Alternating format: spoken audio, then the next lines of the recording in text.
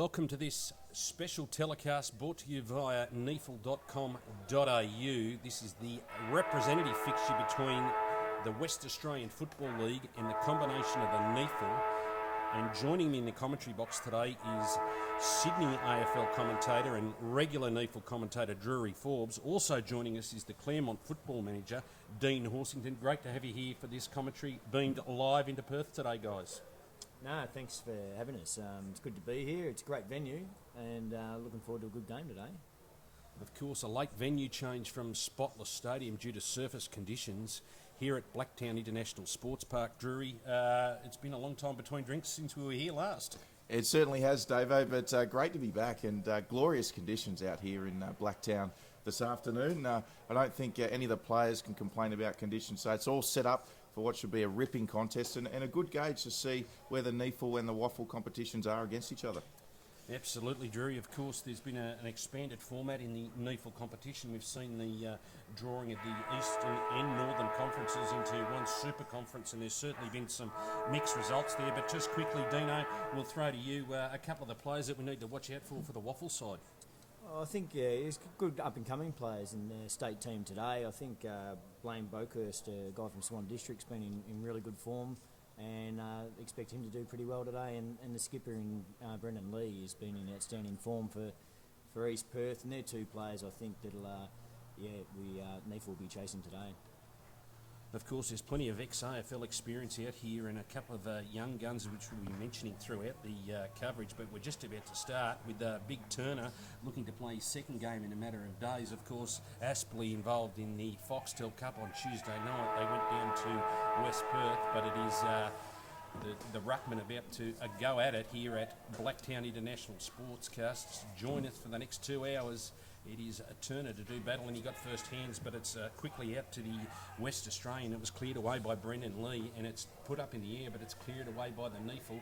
It's just a little hack away, and it's taken away by Serakowski quickly onto the left foot, the former North Melbourne and Hawthorn player. Now at the Sydney University, he's been a shining light out there. It's taken away. Tough contest early here at Blacktown International Sports Park, but there was a good bump there by Cody Manning. Both teams solidly into it at the contest, and it's taken away by the Ainsley fella in Sean Ellis. Now it's taken away. He's the first clean possession as WA look to bring it back through the half-back now, and it's taken away there, and it's a good mark there to Cody Manning. He goes through the centre of the corridor, quickly on there to Van Berlo. That's Jay Van Berlo. Dropped what he should have taken as they went into the forward 50. The WA backing it up was Lee again, but Manning, and it's taken away by the NEAFL there, and it's taken over there by Jacob Derricks, of course, a former Perth player, Dino, now playing for the Sydney Uni.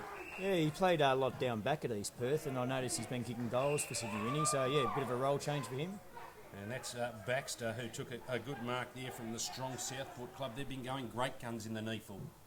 They certainly have, as Baxter goes forward for NEAFL now, almost taking the mark there. Unlucky was Sansbury, of course. The only 30-year-old in this NEAFL side that comes back out. Fortunately for NEAFL, a nice mark by Eilert. Eilert doesn't muck around. He centres the ball, finding Burge. Burge goes across field as they look for another forward 50 entry, and a great mark. A great mark by the NEAFL side, and they'll get the first shot on goal. And who's got the ball there, Davo? I can't quite see, Drury. Looks like it's Cleve Hughes. Yes, it is. It is Hughes, who's been in sensational goal-kicking form there for Redland. He's been one of the key revivals for the Redland Footy Club up there, and probably one of the reasons that they've been sitting on top of the ladder. So a great set of hands inside the forward 50 there. It's one the WA will have to watch down there.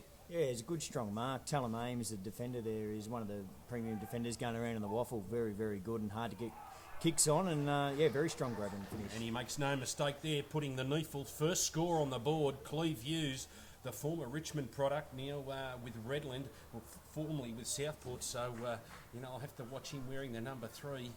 He's been in scintillating form, but some good passages of play, strong body work from both sides. It'll be an interesting style of play, of course. Daniel Archer, the coach for the NEAFL. It'll be interesting to see what sort of game style they bring to the party, but with the WA game style, what do you think we'll expect here, Dean?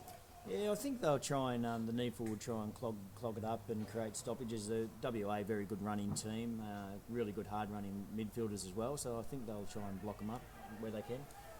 So it was Knott and Turner to go at it again. Here's another clearance out to Sirakowski at the half-back. Out to the speedy Sean Ellis. Ellis on 50. He lines up. Which way will it bounce? Is it going to take a wicked turn? No turn. So just Sean Ellis there, was it? Yep, Sean Ellis. He's just got a minor score for the NEAFL. Yeah, certainly hit it well there, did Sean Ellis. And great start from the NEAFL outfit, isn't it, Davo? I mean, they needed to start well against this very talented WAFL side. As the WAFL team comes out on that outer side, now they've got big J. Banverlo screaming in the centre. They elects to go more direct. So a chance now for WA. It's a hot footy. It's on the deck. Here comes Van Berlo with a nice hand pass over the top. It's going to come out to Brandon Lee now. And Lee aims to keep it alive, but a nice mark and a turnover in possession to the NEAFL side as we see a mark taken by Chris Dunn. So that's Dunn from the NT Thunder, the ladder leading NT Thunder. They've been in scintillating form in the NEAFL competition. They've really started well here, have the NEAFL, and it's out to probably the form player in the competition in Luke Shreve, out towards that of Sainsbury.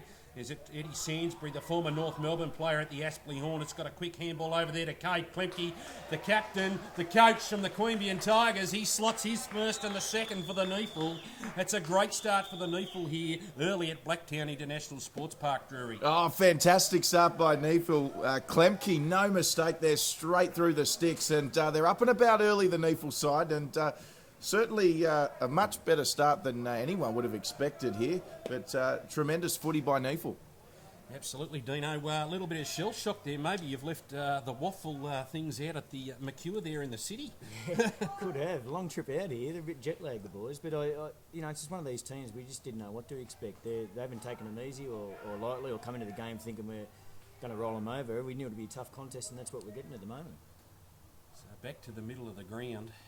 The NEAFL have started very confidently here. That'll please the coaching staff of Armstrong and that of Daniel Archer, but they're in everything at the moment and not allowing the WAFL any sort of clearances, but taken away there by Blackwell, of course. His father was a famous Carlton footballer, and it's over there towards Ryan Davis.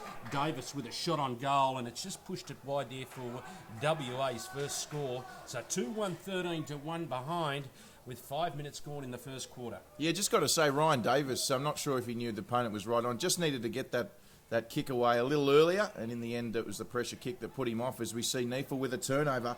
And a good take by Ryan Cook as Western Australia looked to push it forward again. They got numbers though, the NEAFL. Couldn't take the mark though, there was Gross.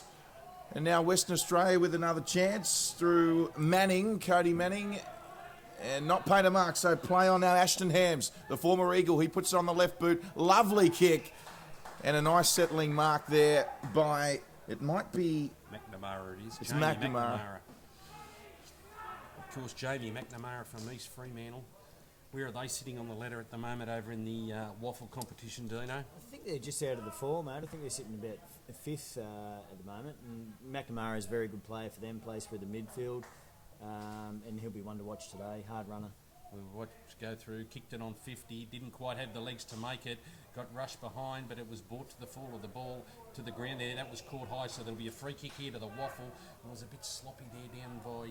Mitch Pettit. I think it was Mitch Pettit from Aspley, maybe feeling the effects of a couple of games in a week. So must be very hard to back up from the Foxtel Cup on a Tuesday night and then come out here to Blacktown on the Saturday and play representative football. But it's a free kick to the leading goal kicker in the competition in Ben Saunders, the number 22. How good is he? That's why he's the leading goal kicker in the WAFL. Make no mistake, that's the first goal for the WA stateside.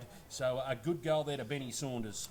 Yeah, Benny just makes the most of his opportunities. He's a player that doesn't get high possessions, but just he's really dangerous. He can kick 4 or 5 goals and in a quarter. He's that type of player, and you just saw there how skillful he is around goals, just snapping that one from the boundary line. Good finish. He doesn't look overly tall either, Dean, so to be the leading goal kicker, he must have a few assets in a bit of pace and things like that as well. Yeah, 190 centimetres, so he's not big, but he just plays tall. He can take a spectacular mark too if given the chance, so you'll probably see some high flying at some stage today, but he's just one of those players that just he's dangerous. He's very dangerous up forward, and you saw that he can finish. We go back to the middle of the ground here. 7 minutes gone. It's 2 goals won to 1 goal won. It's won there by the NEAFL, but the umpires pulled up a free kick, and it's out to Islet. Of course, the film of Bill Connon product out there towards Hughes. He crashed the pack hard, did Cleve Hughes. That's what you've got to do if you're a key forward. Hughes crashed it, but allows the defence there to be cleared away there by Stephen. It's Andrew Stephen, it is, that got it away. So they're now on centre wing, the WA, as they look through the middle of the ground. And they're just struggling to get hold of the footy, just turning it over at will. The WA side won't please the coach. But it comes back through Hams, the former West Coast Eagle. He was responsible for the last goal, puts it out there towards that of Blaine Boakhurst. Boakhurst comes inboard, out there towards that of Schulte. Schlolte, I don't know how to pronounce it. Schloit. That's a tongue twister. I don't want to say that one too many times. But this is going to go to the back of the pack. Here's another goal in a matter of minutes. Oh, no, it took a wicked bounce. So the key forward in Saunders just missed that one there. So yet another score to the WA as they pepper the goals. Yeah, Benny Saunders should have done better with that. Just got an unlucky bounce, though, and that's what happens when you elect to kick the ball on the deck. As we've seen now, just a little bit of momentum from the WAFL side, Dave-O. Yeah, they're certainly tightening up their work around the stoppages, but there was a poor kick out there from the NEAFL. They clicked to a 2-on-1, so probably should have done a little bit better there. They'd made the numbers at the contest there and just turned it over. So it just results in probably a scoring opportunity for WAFL about 60 metres from goal. So and there's the free kick, so they've set up another one. It's Hams, the former West Coast product, reading an interesting article about him on the way down. Drury really looking forward to emulating his brother, who played a number of state games in Islet. He's been in everything for the NEAFL. He is a gun, Islet, don't worry about that. And he gets it over there to Cal Geary. Of course, his brother Jared plays for St Kilda. He has transferred from the Broadbeach club, and he's having a scintillating season, but that's a risky kick which went across. This is Saunders. Oh, he's had another shot. That's his third on goal. But he's got 1-2 for the afternoon, so Ben Saunders wasn't good enough. Quick play on through the middle of the ground here, and it's a good mark taken there by the former Queanbeyan, or the reigning Queanbeyan coach in Cade Klemke. As it comes back to Islet, inside the back 50, Islet. He comes further afield looking for Gross. Gross with a poor kick, so it was a wicked bounce out there here at Blacktown, and it allows Bart to pick it up and run away with it. He goes over towards Sarakowski as they come back in there towards that, straight down there to Jed Turner, and that was a good grab by the big fella. He's doing quite well in the middle of the ground there. Turner over to Vandenberg. The prime mover is Vandenberg from the Ainsley Football Club in Canberra. Vandenberg with a poor kick there, and it allows Shreve to pick it up. He got a quick handball away to Cal Geary. Geary puts it to the advantage of Hughes. Hughes out towards the speedy Ellis, but it was a wicked bounce, and it was cleared away there by Boakhurst. Now WA at centre wing as they bring it inside the forward 50, and it's looking down there, and I think it's just cleared away there by Klemke. It was Klemke, and another one over to Turner. He'll have to be quick. He goes onto the left foot. Big Turner. That was a poor kick there by Turner in the back half, and it allowed Schloit to pick it up, and I think it'll be a free kick now to Hayden Schloit. That's it. Yeah, Schloithy, he plays on straight away as WA. Kick forward. For a tremendous mark. Fantastic mark on that occasion. And I think it was Bockhurst. Yeah, Blaine's really come onto the scene this year in WAFL football. He started last year, I think, playing league football, senior footy, and he's really lifted his game, and he's a player. I know, at Claremont we need to watch, and most clubs do. He's a dangerous player, and that's why just taking that good grab then. The thing that sticks out there, Dean, is that he stays in the moment in the game for it's a couple of opportunities that he's created by staying in the moment, and that's why he's improved probably by just staying in the moment. Yeah, he does. He's always around the contest, and obviously he's got a good engine. He's a hard runner, and I think you just see then he'll move, he'll float back forward. He'll get everywhere today. Don't know about the hairdo though, Dino. I'm not a fan of the ponytail on top of the head. Yeah, you can't say I am either, to be honest. And out at Swan Districts, out at Bassendean, I didn't think they'd like that hair there either. But it's certainly it's starting a trend. Of course, Joshua Bruce for the St Kilda side. He's sporting that little bit of a hair on top and early from the Bombers. You can't say I like it either, but at least you can back it up because you can play. So It seems to be the new thing, facial hair and hairdos. Maybe they're vote catchers. Gone past the fluoro boots. But anyway, back to the middle of the ground, and doing battle in there was Not, and Big Turner and the ruckman. It was a heavy collision in the middle of the ground. I think Not, he felt that one, and the umpire said that'll be a free kick for holding the ball. Didn't make an effort, so it'll be a free kick in the middle of the ground, and it's to be taken away by Matt Payne from the strong Aspley Hornets. Payne right on the paint in the middle of the ground. He puts it down there looking for Hughes. He was bodied out of it. Sandsbury, the goal shark, he was down there as well, but it's cleared away by the WA defence, and it's taken away by Not. Not comes further afield. Here's that game plan starting to execute as they move from one side to the other. Here's a run and bounce from WA and a shepherd put on as they move through the middle of the ground, and it's taken a good mark there by Ryan Cook. Ryan Cook right on centre wing. He comes further afield into the middle of the ground. Here they start to open up now, and it's taken away there by the number 19 in Thomas Howlett. He got a quick handball away over there towards that of Andrew Stephen. Stephen long bombed it, looking down there for Saunders, but it was punched away by the NEAFL defence, and they bring it in quickly, and it's out on the 50. Yeah, good punch away there from Timmy Barton as they go quickly now. O'Dwyer out sporting that bleached hairstyle. Davo, you're certainly probably not a fan of that one either, as NEAFL look to rebound here. We've seen, as you said, Davo, the WAFL side starting to open up a little bit now, but NEAFL, they seem to respond each time, and once again now they've got options. Nice little hand pass inside. He has a shot on goal. Brabazon it was. Brabazon, Ryan Brabazon, the Sydney Uni product. And we're going to see a behind here to NEAFL. So a 2-point game. Obviously, Dino, no stranger to you, being a former Claremont boy, Ryan Brabazon. yeah, Albany boy, moved up to Claremont, came through our cult system, and spent some time on the Sydney Swans list, and very good player, and someone we need to watch today. He certainly he hasn't had the best run with injuries. Had some shocking run with hamstring injuries. Ryan Brabazon, probably haven't seen the best of him in the last couple of years. But back to the footy, Sarakowski's been a great get for the Sydney Uni. Don't worry about that.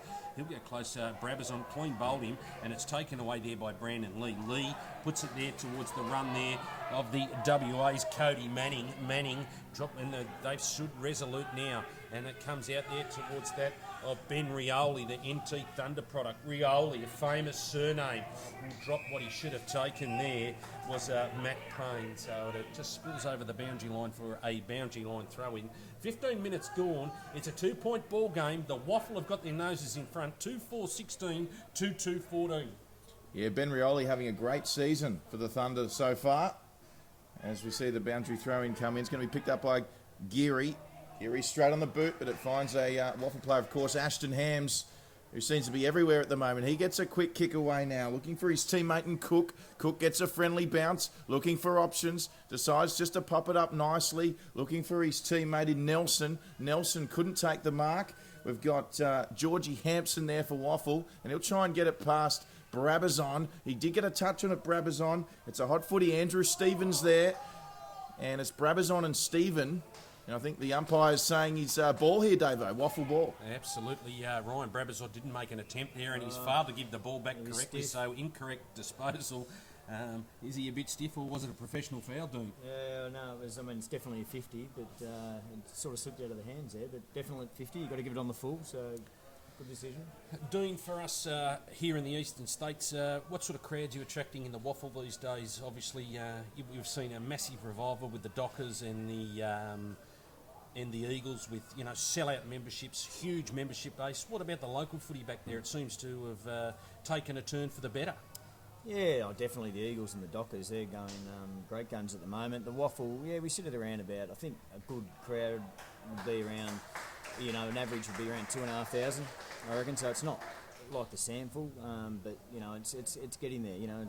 We've got the alignment model now come in with the Dockers with Pure Thunder and the Eagles with East Perth. So that's all new. So, it's a year that's, it's a different landscape, but yeah, it's good football, good style footy, and I think fans will start to grow to it, and then you get the concept as well. That's it. So joining us, great to have you, Dean Horsington, the football manager from the Claremont Football Club, of course, Drury Forbes, and I'm Brett Davis. Hope you're enjoying the coverage through NEAFL.com.au, and the WAFL have got their noses in front at the 18-minute mark, 3-4-22, 2-2-14. So Big Turner, he's had a big impact in the middle of the ground there, hasn't he, Drury? Yes. But the NEAFL not capitalising on it, but it's out to that man Cook for the WA. He was responsible for going forward. He puts a wobbler up there and it allows Klemke to come in and take a spectacular one-hand. Umpire says no, not paying it, so it's going to be touched, he's called, I think, the umpire, and it'll be a throw-up about 15, 20 metres from the WAFL goal, and that was a good punch there by Knott. He's not overly tall, the ruckman, Dino, and yet he plays above himself. Yeah, he's a key forward, and just pinch hits in the ruck, I think, when it's in the forward line. But he can take a grab, reads the play really well. So it's a foot race out there between that of, I think it was the number 14 in McNamara. I think it was Luke Shreve there for the NEAFL, so he's got plenty of pace, Luke Shreve. Right on the I Love Blacktown sign here at Blacktown International Sports Park. 19 minutes gone into the first quarter. Magnificent day for football, Drury. Oh, it certainly is, and surely you love coming to Blacktown, Davo? A little leisurely 3-hour drive down the highway, Drury, of course, to call the beloved Young. So, a little bit disappointed that the game got moved and couldn't see the GWS afterwards. But anyway, Serakowski in the back half. Serakowski over to Klemke. Klemke's got a paddock in front of him. Will it open up? The numbers have dropped back, and there was a big lead there, and it was the lead was by Josh Baxter, but it went over his head and it was taken away. Now it's out to Hughes. That was clever defensive work there by the WA defence, standing resolute. Here's Rioli. Look at the turner speed from Rioli over to Sainsbury, and they're fighting hard, but it allows the number 11 in Lane Rasmussen, to clear it. And that's a good bit of work there, but Big Turner come late onto the scene there, and they clear it away now, and it's taken away by Grayson, Geary with a handball inboard, back to Geary. Geary now gets it by foot to Dunn. Dunn goes further afield to Serakowski, out towards Grayson as they've moved it around and they've turned it over. Too many possessions there now. Unfortunate for Grayson because he did some great body work earlier, got the footy back, but just like that, George Hampson with the mark for WA, and George Hampson will have a shot on goal about 30 metres out on the slight angle. And it just goes to show, doesn't it, Davo, that you've just got to take the most of your opportunities when you've got it forward.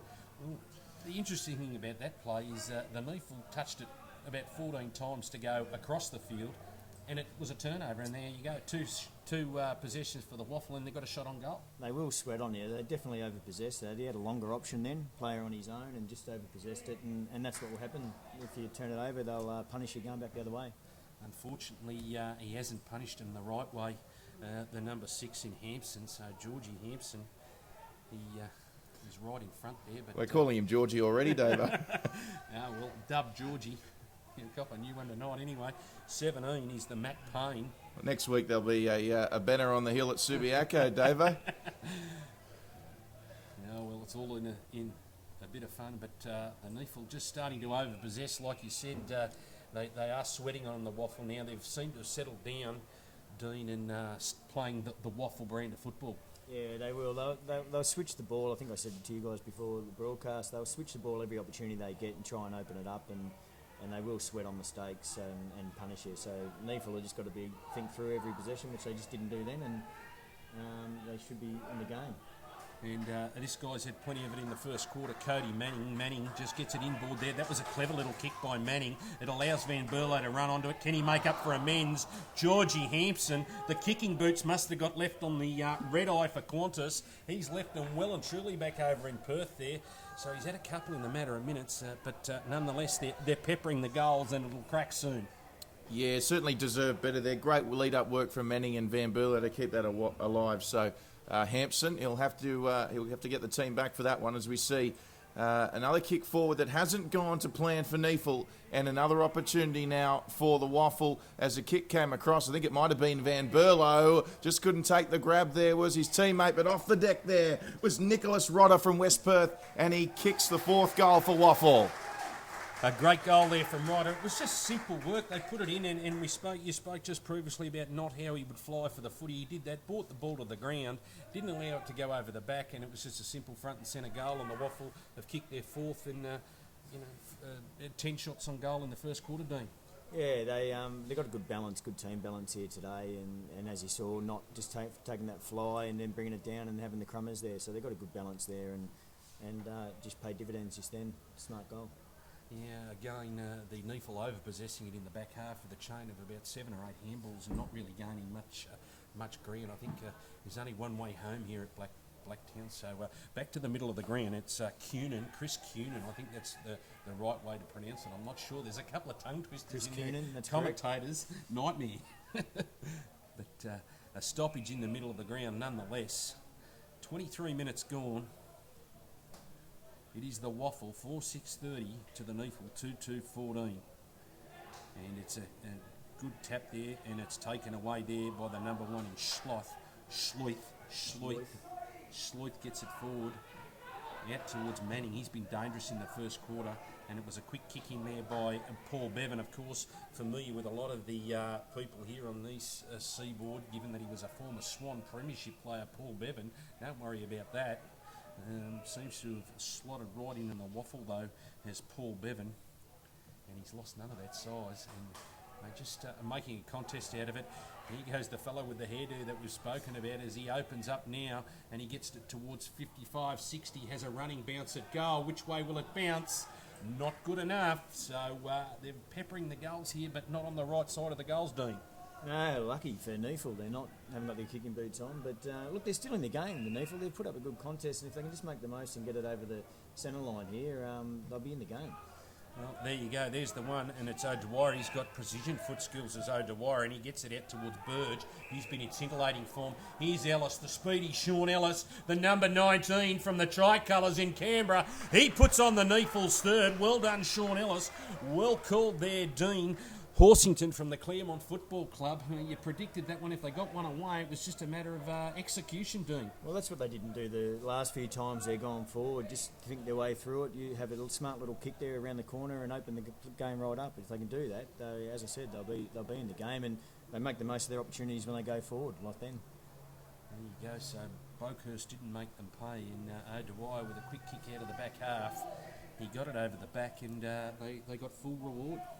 Drury. Yeah, they certainly did, and they needed that goal, NEAFL, just heading towards the end of the first quarter. Of course, it was a scintillating start by NEAFL, but just feeling that the WAFL side starting to take control there. So a great settler and a good finish by Ellis, one of your favourites, no doubt, Davo. Sean Ellis is somewhat of a little bit of a surprise, but I'm not surprised because he has got pace and he's got great goal awareness, and so he's a local product. Went away to Cobram Baruga for a few seasons and played down in the Ovens and Murray, and then come back to the Tricolours, but it's taken away by Klemke. He was tackled when not in possession, so it allows O'Dwyer to pick it up. You can't miss him with the Todd Carney do. O'Dwyer, normally a dark-haired Matty O'Dwyer. So out to, maybe he's trying to look like his housemate in Brabazon, but it's Brabazon out towards Rioli, and there was a quick handball over there to the 33 and Wade Mills. Mills out to Klemke. Klemke comes down for O'Dwyer with a precision kick. So O'Dwyer racking them up in the back half to his teammate in Serakowski. Serakowski found the runner in Vandenberg. Vandenberg now goes back, puts one up in the air, and that'll go towards Dunn. He's had plenty of it in the first quarter. Dunn, Chris Dunn. Who are they looking for? Eilert resting forward. Dropped what he should have taken. It was good defensive work by the WAFL back half there, Dean.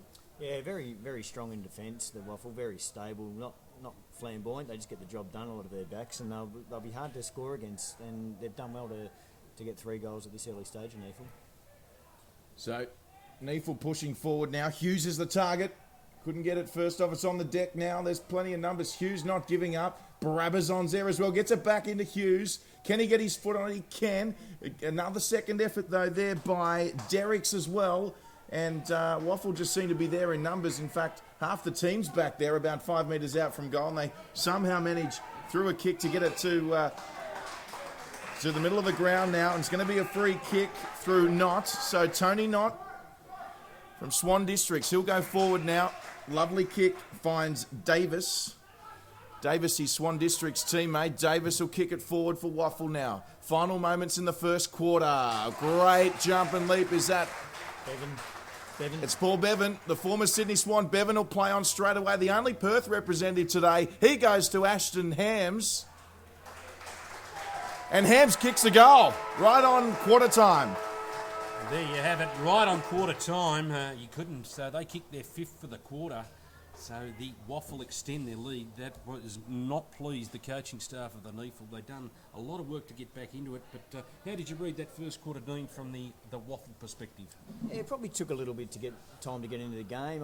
If it opens up, I think the NEAFL could be in a little bit of trouble. But I think if they just they'll address it at quarter time, no doubt. But just thinking through each possession, and when they did do that, they looked dangerous. When they actually used their teammate that was open, a couple of times they overpossessed it, and enabled the WA boys to keep pushing them back in their front half and put forward pressure on, which they've really got to try and avoid, the NEAFL. And the key players for the WA in that quarter, did you see? I thought Blackwell was good really early, had a lot of it. You've seen Boakhurst, just the way he runs and carries the footy, you can just open up the play. Hams, I'm not too sure even what position he's playing. He's everywhere at the moment. He's down back and then he just kicked that goal. So he covers the ground really well and be dangerous through the forward line as well. Davis, really strong player. Just a couple of times there, got on the end of it. So those players are going to be hard to stop. And Lee, he just doesn't stop running all day, so he'll just keep racking them up. So very dangerous through the midfield as well. And Drury for the NEAFL, how did you see their first quarter? Oh, look, certainly some positive signs. I think, the encouraging thing for the NEAFL coaching staff is that they did play patches in that they were certainly matching WAFL in certain areas. So, look, they can take a lot out of that. They're just probably looking for a more consistent full quarter performance coming up in this second quarter. I think the key is not to overpossess the footy, and because we've seen that WA will sweat on them, they don't overpossess the footy. They're probably even in possessions, but it's just the mistakes by hand and foot, so it allowed WA to kick a couple of goals in critical times with turnovers by hand and foot. So, you take those couple away, and WA's poor kicking, and it's game on. Yeah, no, correct. 17 points. WAFL have missed a couple of shots they probably should have got. So NEAFL probably lucky they're still in the game at quarter time, but that's a good thing also. If they can just address a few things, I'd expect them to be thereabouts. So there you have it. We'll be back with all the second quarter action here from Blacktown International Sports Park. It is the WAFL 5-7-37 to the NEAFL 3-2-20.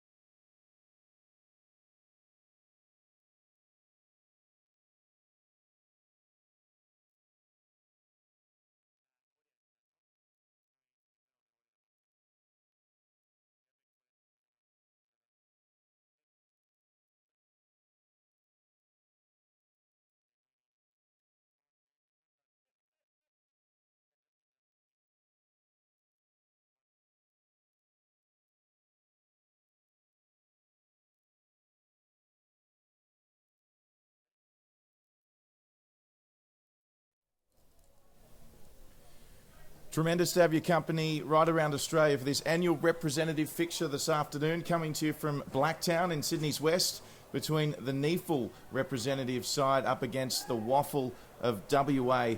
And we're just about to get started in the second quarter here. 37 plays 20, WAFL leading. We're joined by Brett Davo Davis, Canberra's favourite commentator, and also joining us, Dean Horsington, the football manager of Claremont. Davo, it's been an interesting first quarter. What can we expect for the second? Well, I think the message would have been from Daniel Archer just to go long and direct. I think that's the only way home here, and not allowed WA to sweat on your mistakes. Don't overpossess the footy, but right on cue they go forward inside the forward 50, and they put the NEAFL defensive unit under pressure already. And socket off the ground there, almost a goal. I think it was Paul Bevan, it was. And first points to WAFL in the second quarter. Dean, you impressed by what you saw from the NEAFL? Well, I was early, yeah. I just think if they, as we've said, if they just think through every possession, they'll be in the game. And I think they didn't do that towards the end of that first quarter. And if they get back on track, they will be in the game. And it's a turnover there, so it was a poor kick off the foot by the big ruckman in Kiernan, and it's over to Brabazon, starting to rack up the possessions. Out there towards another with former AFL experience, Eddie Sainsbury, the former Kangaroo. He towed it forward, looking for that of Hughes. Hughes a long way down there, but it was a good pick up out there towards Ellis, but he was worn like a glove by that ultra-defensive WA defence in the number 21 in Talon Ames. Certainly some different names there in the WA, certainly Christian and surnames. They're quite interesting out there in WA. I'd like to mix it up a little bit, haircuts, names. But anyway, it's back there towards that of the number 6 in Georgie Hampson. Hampson comes further afield into the middle of the ground, but it's out towards Serakowski. He's just racking them up out towards the runner in Shreve, the Southport product, Luke Shreve. He has his second bounce at centre wing. Which way will he go? Looking down there for Sainsbury. Sainsbury's run his man under the footy and took a great mark, but it was an even better kick from Shreve. He just put it down to the breadbasket side for Sainsbury. He knew where he wanted to put it. So Luke Shreve, that's why he's one of the best players in the NEAFL competition, Drew. Oh, look, absolutely. And what about Eddie Sainsbury? The Hornets player just made it look so easy as he took the one-hander ever so casual as you like. And he's been in goal-kicking form, has Eddie Sainsbury. Will follow that one home. Was at the start they wanted? No, he's just pushed it wide. So Sainsbury, he looks lively around goals, Dino, all the time. He looks like he's going to make something happen all the time. Yeah, he's a big, heavy-set guy too, isn't he? I'm not saying he's overweight, but he's just a big, heavy-set guy. I just noticed when he was out on this wing here, and but runs really well as well. That it is, and it's Boakhurst in the middle of the ground. He's going to turn that over. No, and it's play on. It's out there towards the number 25, and Cook, he's starting to rack it up. But again, that man, Serakowski, he got in away, and Burge got it on the quickly out towards the guy, Luke Shreve. He has another run and bounce. That's his second bounce. Shreve, which way will he go this time? He put it over the head, had a little bit too much curry on it, that one, and allowed the WA defence just to take a mark there. And it's taken away and it's cleared by Lane Rasmussen, and it was punched away there. I think it was Barton out there for the NEAFL, was it? It was Tim Barton, and he punched it away.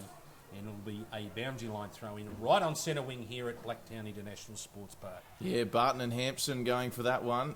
As the umpire gets things back underway, going up for it was Coonan. And WAFL looks like they're going to come away with it again. Nice hand pass by Blackwell. He found a teammate they're going for. This could go all the way here, Davo. It won't get the bounce thereafter. Oh, the volley. The volley mid-air almost went through for a goal. Just hitting the post for a behind. And of course, great to see the female It was umpires Paul Bevan.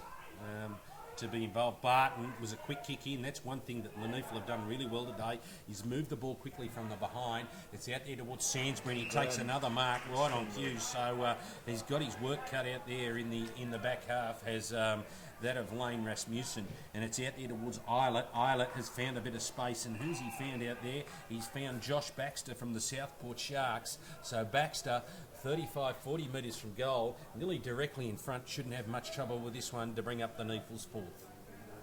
We'll see how well Matty Angus, the coach at Southport, has taught him how to kick goals here. I know Matty's watching this telecast, so he'll be willing this one through. He's a super coach, Matty Angus. He certainly, I think he's had 13 or 14 players drafted from his tutelage, is my understanding. Yeah, he's an ex-Claremont boy, coached the Colts down there, and hopefully making his mark at Southport this year. Well, I think he's certainly making his mark after he went to Broadbeach, and they've drafted him across after Broadbeach elected not to go into the NEAFL competition. Of course, he landed the Southport Sharks job, but that was a behind there from the NEAFL, but it was brought back in. I think there's a jumper change out there too, Drew. I think it's Big Turner, the number 8's wearing 50.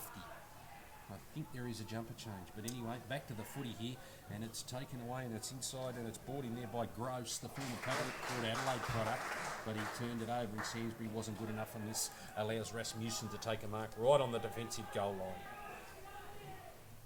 So Rasmussen Hams rather, kicking forward. I think you're right about that jersey change. There's definitely a number 50 running around there, and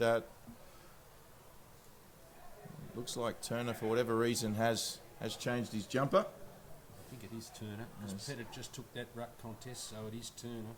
So don't adjust your television sets. We're not going silly up here, or your internet dial.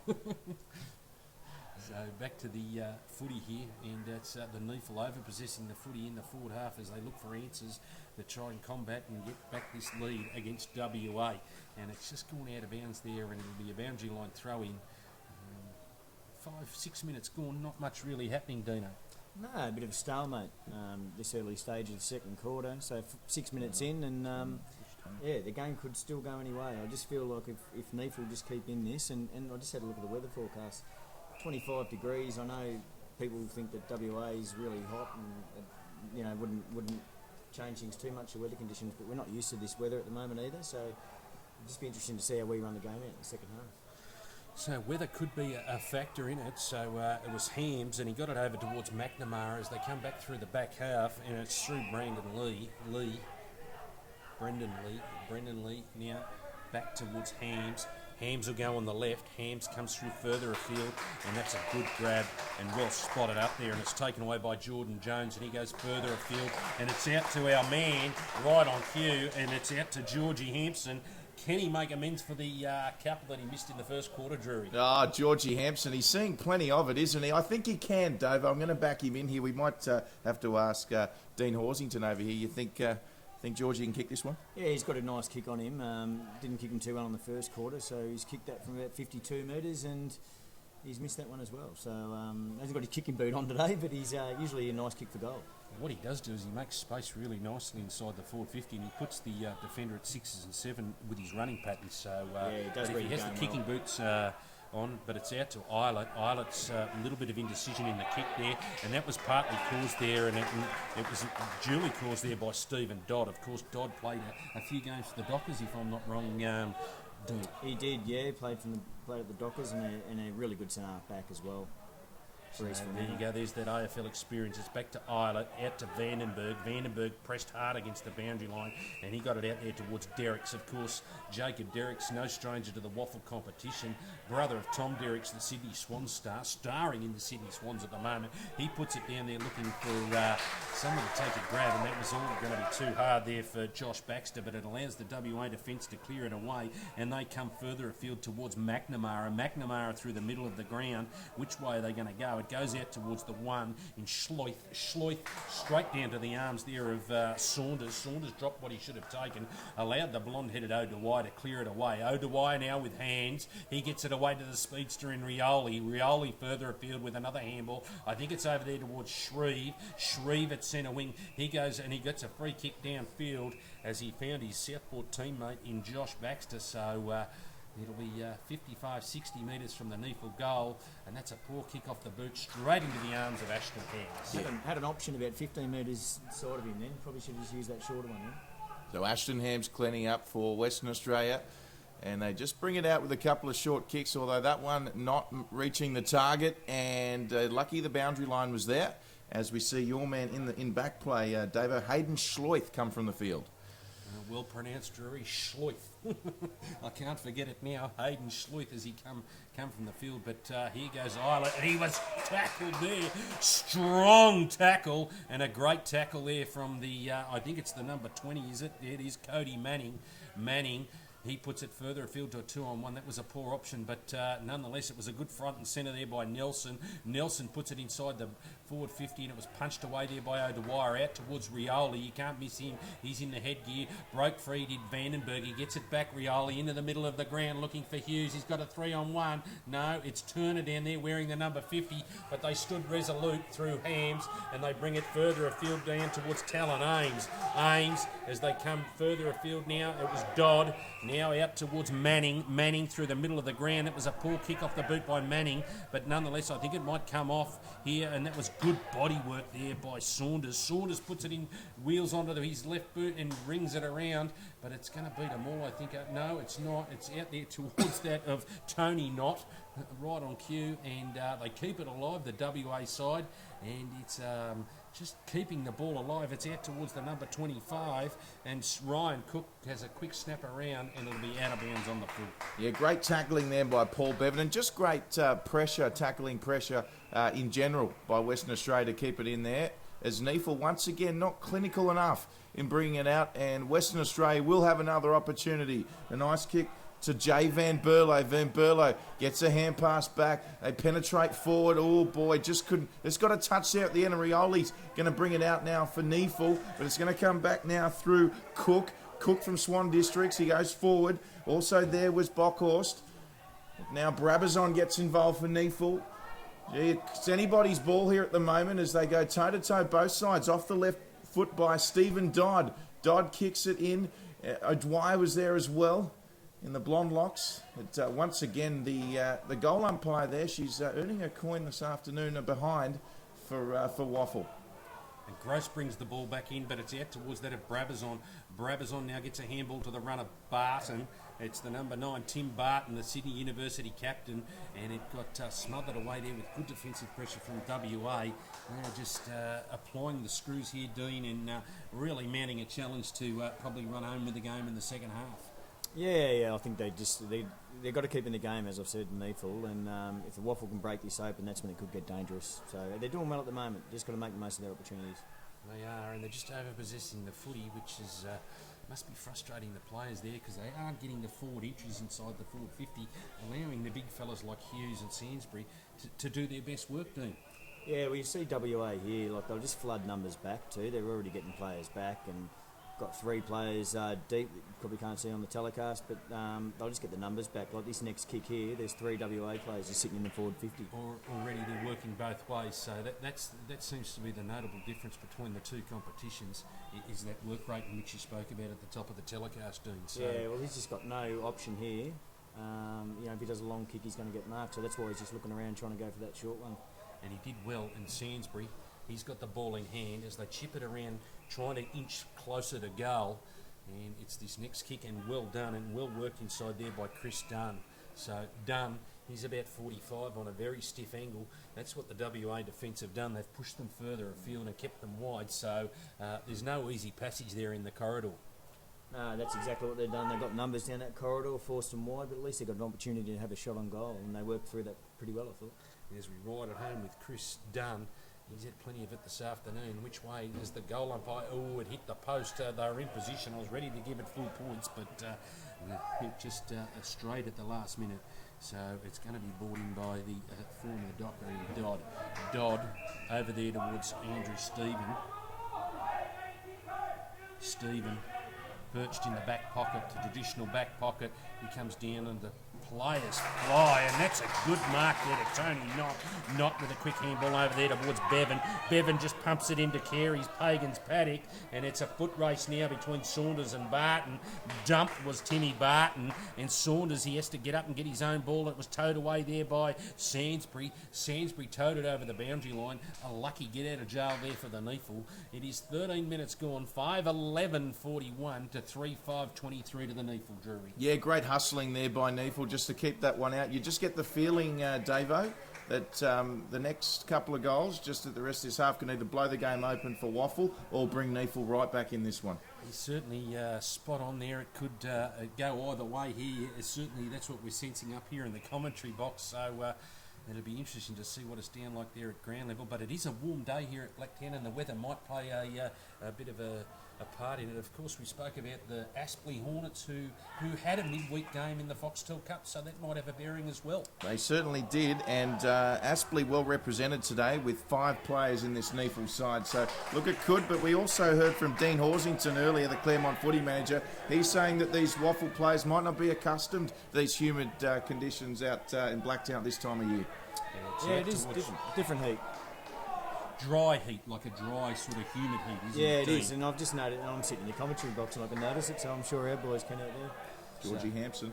Our man Hanson, and that'll be a free kick to the NEAFL, so it'll go towards Barton. I think there was a bit of tunnelling there from Saunders, and he comes further afield, and it's out towards that of Klemke, is it? Yeah, Cade Klemke to make a decision now. Klemke comes into the middle of the ground there, and he's found Dunn. He's certainly covering some miles for the NEAFL side. He comes out further afield towards Payne. Payne in the back half, still perched inside the back 50. That's 4 touches inside the back 50. So now they bottle it up. It allows the numbers to get back. It's out towards Shreve. Like he's running carry, Luke Shreve. Shreve, the number 4. Where's number 4 for Southport? Must have given the manager some extra biggies to get the number 4 for the NEAFL. It's a funny thing. It's out towards Brabazon.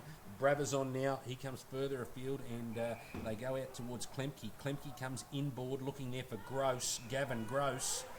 Former Port Adelaide product, of course, drafted in 2007, a Brisbane boy, now back playing at home, is Gavin Gross. So as they overpossess it in the back half, and it's out towards Burge. Burge now gets a run and bounce. Burge got nothing further afield. He goes looking for Hughes, Cleve Hughes from Redland. He was severely outnumbered there, Hughes, and now it's a 3-on-1. And he's still battling to work hard. There is Cleve Hughes, but it's out of bounds. I thought that actually come off the shins there of Blaine Boakhurst, so should have been out of bounds on the full, but the umpire didn't think so, Drury. Yeah, look, he didn't think so, and probably a little closer to us on that one, Davo. We'll have to give him the benefit of the doubt. It's straight on the boot now by Blackwell, the former Sandover medalist. He goes short to your man, Schleith. Schleith, he goes across field, finds Dodd. Dodd pumps it forward. He's looking for Hampson. He's just going to find the behind side, so an extra point for WA. But they're certainly penetrating far too often for NEAFL's liking at the moment. As they bring it in quickly, and it's brought out there through Dunn. He's covering plenty of territory. It's out towards the silky skills of O'Dwyer. O'Dwyer now looking there for Ellis. He's created a contest, the speedy Sean Ellis. He'll use his speed there. He's gone to ground there, but he was good enough to get it out there towards that of Baxter. But it allowed the WA defence, because he went to ground just to mop up there as they clear it away now, and it's taken away by Ryan Cook, and it was a quick handball over there by Andrew Stephen, the man through the 2 Christian names, Andrew Stevens, so he's getting plenty of it in the back half. Nothing fashionable, as you said, Dean Horsington, the football manager from Claremont. They just get the job done, don't they? Yeah, they do. They've got a good balance here, and you see they'll push numbers back like they just did, then, and then they'll create forward opportunities like this. Like he's 20 metres in the clear, Tony Knott. Yeah, and Knott, he's very athletic, does a chop out in the ruck. Let's see what his goal-kicking prowess is like. Don't worry about that. He looks like the complete footballer, does Tony Knott. Like what I've seen of him from the WAFL side. He kicks their 6, so they got some reward for effort there, the WAFL side, Dino. Yeah, Tony Knott, class player, spent a number of years on the West Coast list. Very skinny, as you'll see, but he is quite strong and reads a play beautifully. And he can take a grab, as you've seen today. He's taken a few strong contested marks, and to finish like that, he's all class. Yeah, great vision there by Jamie McNamara as well. Great mark under pressure, and just turned around and went straight away. Knew Knott was there on his own. Took the courageous mark, turned around, got it to Knott, and certainly great play there by McNamara and Tony Knott with a splendid finish. Yeah, certainly like the look of him. You can see why he spent a number of seasons on the list there at the West Coast. So it's back to the middle of the ground. It's the big fella Cunin to go at it. I think it's is it Turner in the middle of the ground? It was. It didn't really go anywhere. And O'Dwyer, he's been very good for the NEAFL today, Drury. He certainly has. So is his hairdresser. As O'Dwyer goes across the ground looking for Serakowski. Serakowski just backpedals. Safety first. Back to Serakowski. Got the 1-2. They're in front of the I Love Blacktown sign, and certainly lots to like about that kick as well. I thought it was a mark there by Grayson. Umpire said no, play on, and WAFL now kick smothered. They're trying to get it away, the Western Australians. Was that a throw? Umpire said yes, it was. Incorrect disposal there by Stephen Dodd, so it was a good tackle there from the NEAFL, and they come looking to switch it, and it comes further afield, and it's out there to Mills. Mills comes further afield to Shreve, the speedy Luke Shreve. He'll have a run and bounce, will Luke Shreve. Shreve, now he's taken the wrong option there, and it just allowed our man in Hampson, Georgie Hampson, just to settle it down and take the right option. So going forward, the NEAFL are really struggling, Drury. Yeah, look, they are, but certainly they're not dying wondering in attack, and that's what they need to do. They need to take the game on. They certainly, as we alluded to, crucial period this second quarter. They need at least another goal before the break to feel that they're in this one, as the kick comes forward now through Rodder. Punched away, and it's over there towards Geary. Geary out towards Klemke, over to Sirakowski. He must be the leading possession getter for the NEAFL. Out towards Islet. He got around that one. Out there now towards Hughes. And he's done a great job on Cleve Hughes today. The Western Australia defender there in the number 21 in Talon Ames. He's been super out there today, Dean. Yeah, just a lockdown defender. Really hard to get kicks on, and reads the play well. And as you saw then, got great spoiling skills. His closing speed is phenomenal, and of course Hughes has come off a couple of big bags, and that's why he was on the list at Richmond. But anyway, back to the footy here. We'll talk about it more in depth there, and it was wrong-footed out there towards that of Saunders, out there towards the number 26 in Rodder. Rodder puts it down, but it was intercepted there and taken by Todd Grayson. Grayson, he comes further afield looking for Brabazon, racking them up in the back half is Ryan Brabazon. And Schleith, yes, no, Hayden Schleith comes into it. I'll jump in here, Davo. Schleith goes back to, it's O'Dwyer, the housemate of Brabazon. And NEAFL just looking to come away. I thought the WAFL attack just prior, Georgie Hampson was running through. Saunders elected not to go to him. I thought that was a missed opportunity there. So can NEAFL make them pay? They're just kicking it around nicely at the moment. A little bit more measured in this approach as it comes away to Gross now, the former Port Adelaide product. He pumps it forward. He's got it 2-on-1 here, NEAFL. Comes back now to Matty Payne. Payne with not his best kicks, and out of bounds on the full there, Davo. In saying that, they have restricted the WAFL to just 2 goals in this quarter, so they are doing a lot of things right, the NEAFL. Yeah, they've done well. They've just they're starting to open the play up a little bit, and they are switching the play, I've noticed, and creating that extra man. So they're actually, they've lifted since quarter time in that area. That they have, but back to the footy, it's out towards Islet, but Klemke chipped in there, and Klemke in the middle of the ground got a quick handball away, and it's taken away there by Jason Burge. Burge out towards Hughes. He doesn't stop trying, does Cleve Hughes, but it's out there towards Manning, out towards the 14 in McNamara. McNamara now, it's cleared away by the WA defence, and it's put down there towards that of Saunders. Saunders out there towards the 9 in Boakhurst. Boakhurst has just found Ryan Cook, who's lurked forward, and they change it up quite frequently in that forward 50D. Yeah, they do. As I said, trying to work out which positions they're playing in at the moment, it's quite hard. They do swap from forward to back through the mid, but that kick by Stephen just then from the back half just to open up that play then was just fantastic. 50-metre kick, hit his target, and then given this goal opportunity. Certainly they're looking towards getting the mismatches down there in the forward half, is that's what they're trying to do, obviously with Cook a little bit taller than O'Dwyer, and the goal umpire moved right, and it's a goal there to the number 25 in Ryan Cook, so that's his first for the afternoon. It takes the WAFL further along as they extend their lead here by 30 points. 7-12-54, 3-6-24. So a lot of work for the NEAFL to come back here, Drury, in the latter part of this second quarter. Certainly, and they're certainly capable. And as we mentioned, they have, up until that point, only restricted the Western Australian representative side to 2 goals. Just shows you how you got to take your opportunities, particularly against this WAFL side. He has been good for them, but Cleve Hughes just dropping that mark, and within a matter of moments, of course, WAFL up the other end of the field, and that's essentially a 2-goal turnaround, Davo. There you go. That's what they talk about in the 2-goal turnaround, but it's taken away by the big fella in Pettit in the middle of the ground, but it's taken away by the Brandon Lee.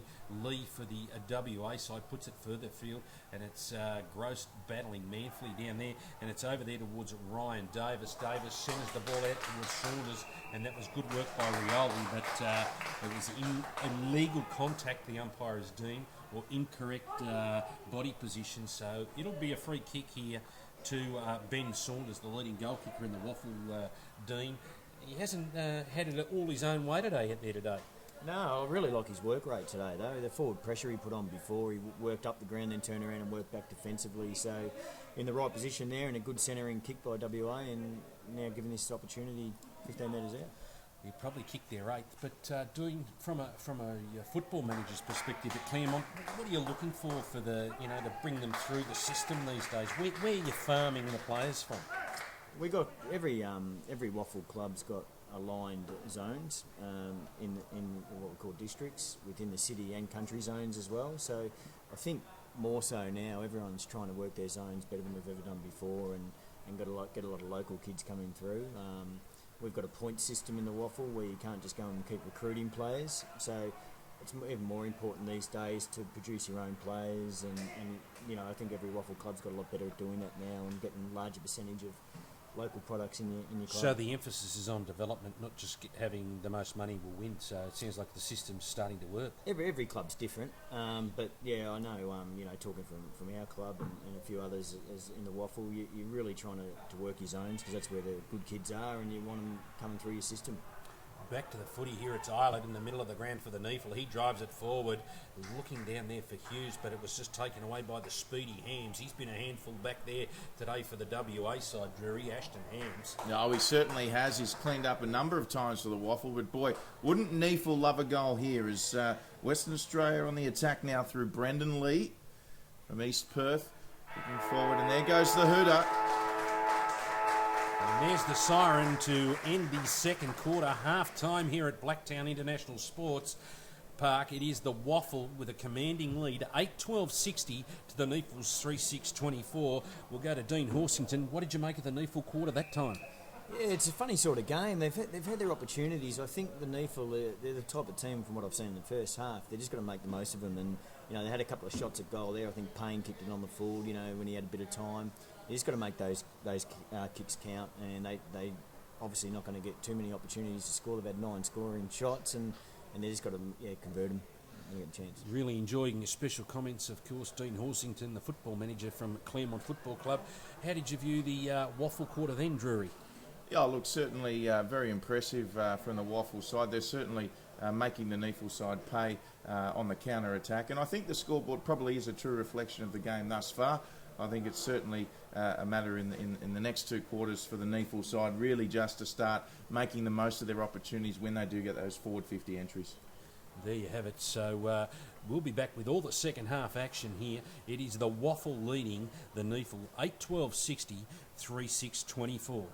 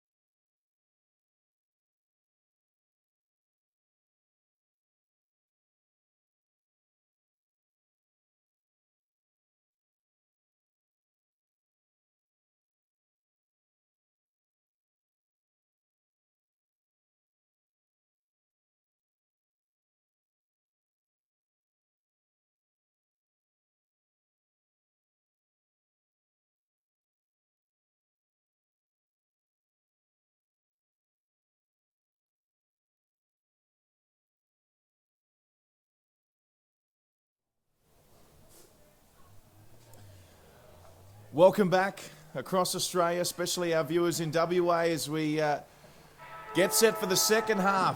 The third quarter about to commence. It's the NEAFL up against the WAFL here at Blacktown International Sports Park, and one man that loves Blacktown joining us, Brett Davo Davis in commentary. And we've also got a special guest, Dean Horsington, the Claremont football manager. Guys, we must be excited for the second half.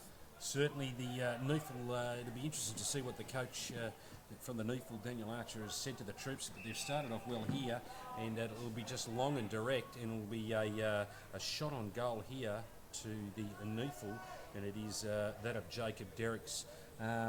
Dino, did you manage to get into the sheds at half time to hear what the WAFL boys had to say? Oh, I was on my way down there and I saw Jacob's older brother, Tom. So Tom Derricks played at Claremont, so I was just sitting there having a chat to him, so I didn't quite get down there, mate. So what you're telling us is you got nothing for us after half time. I got nothing.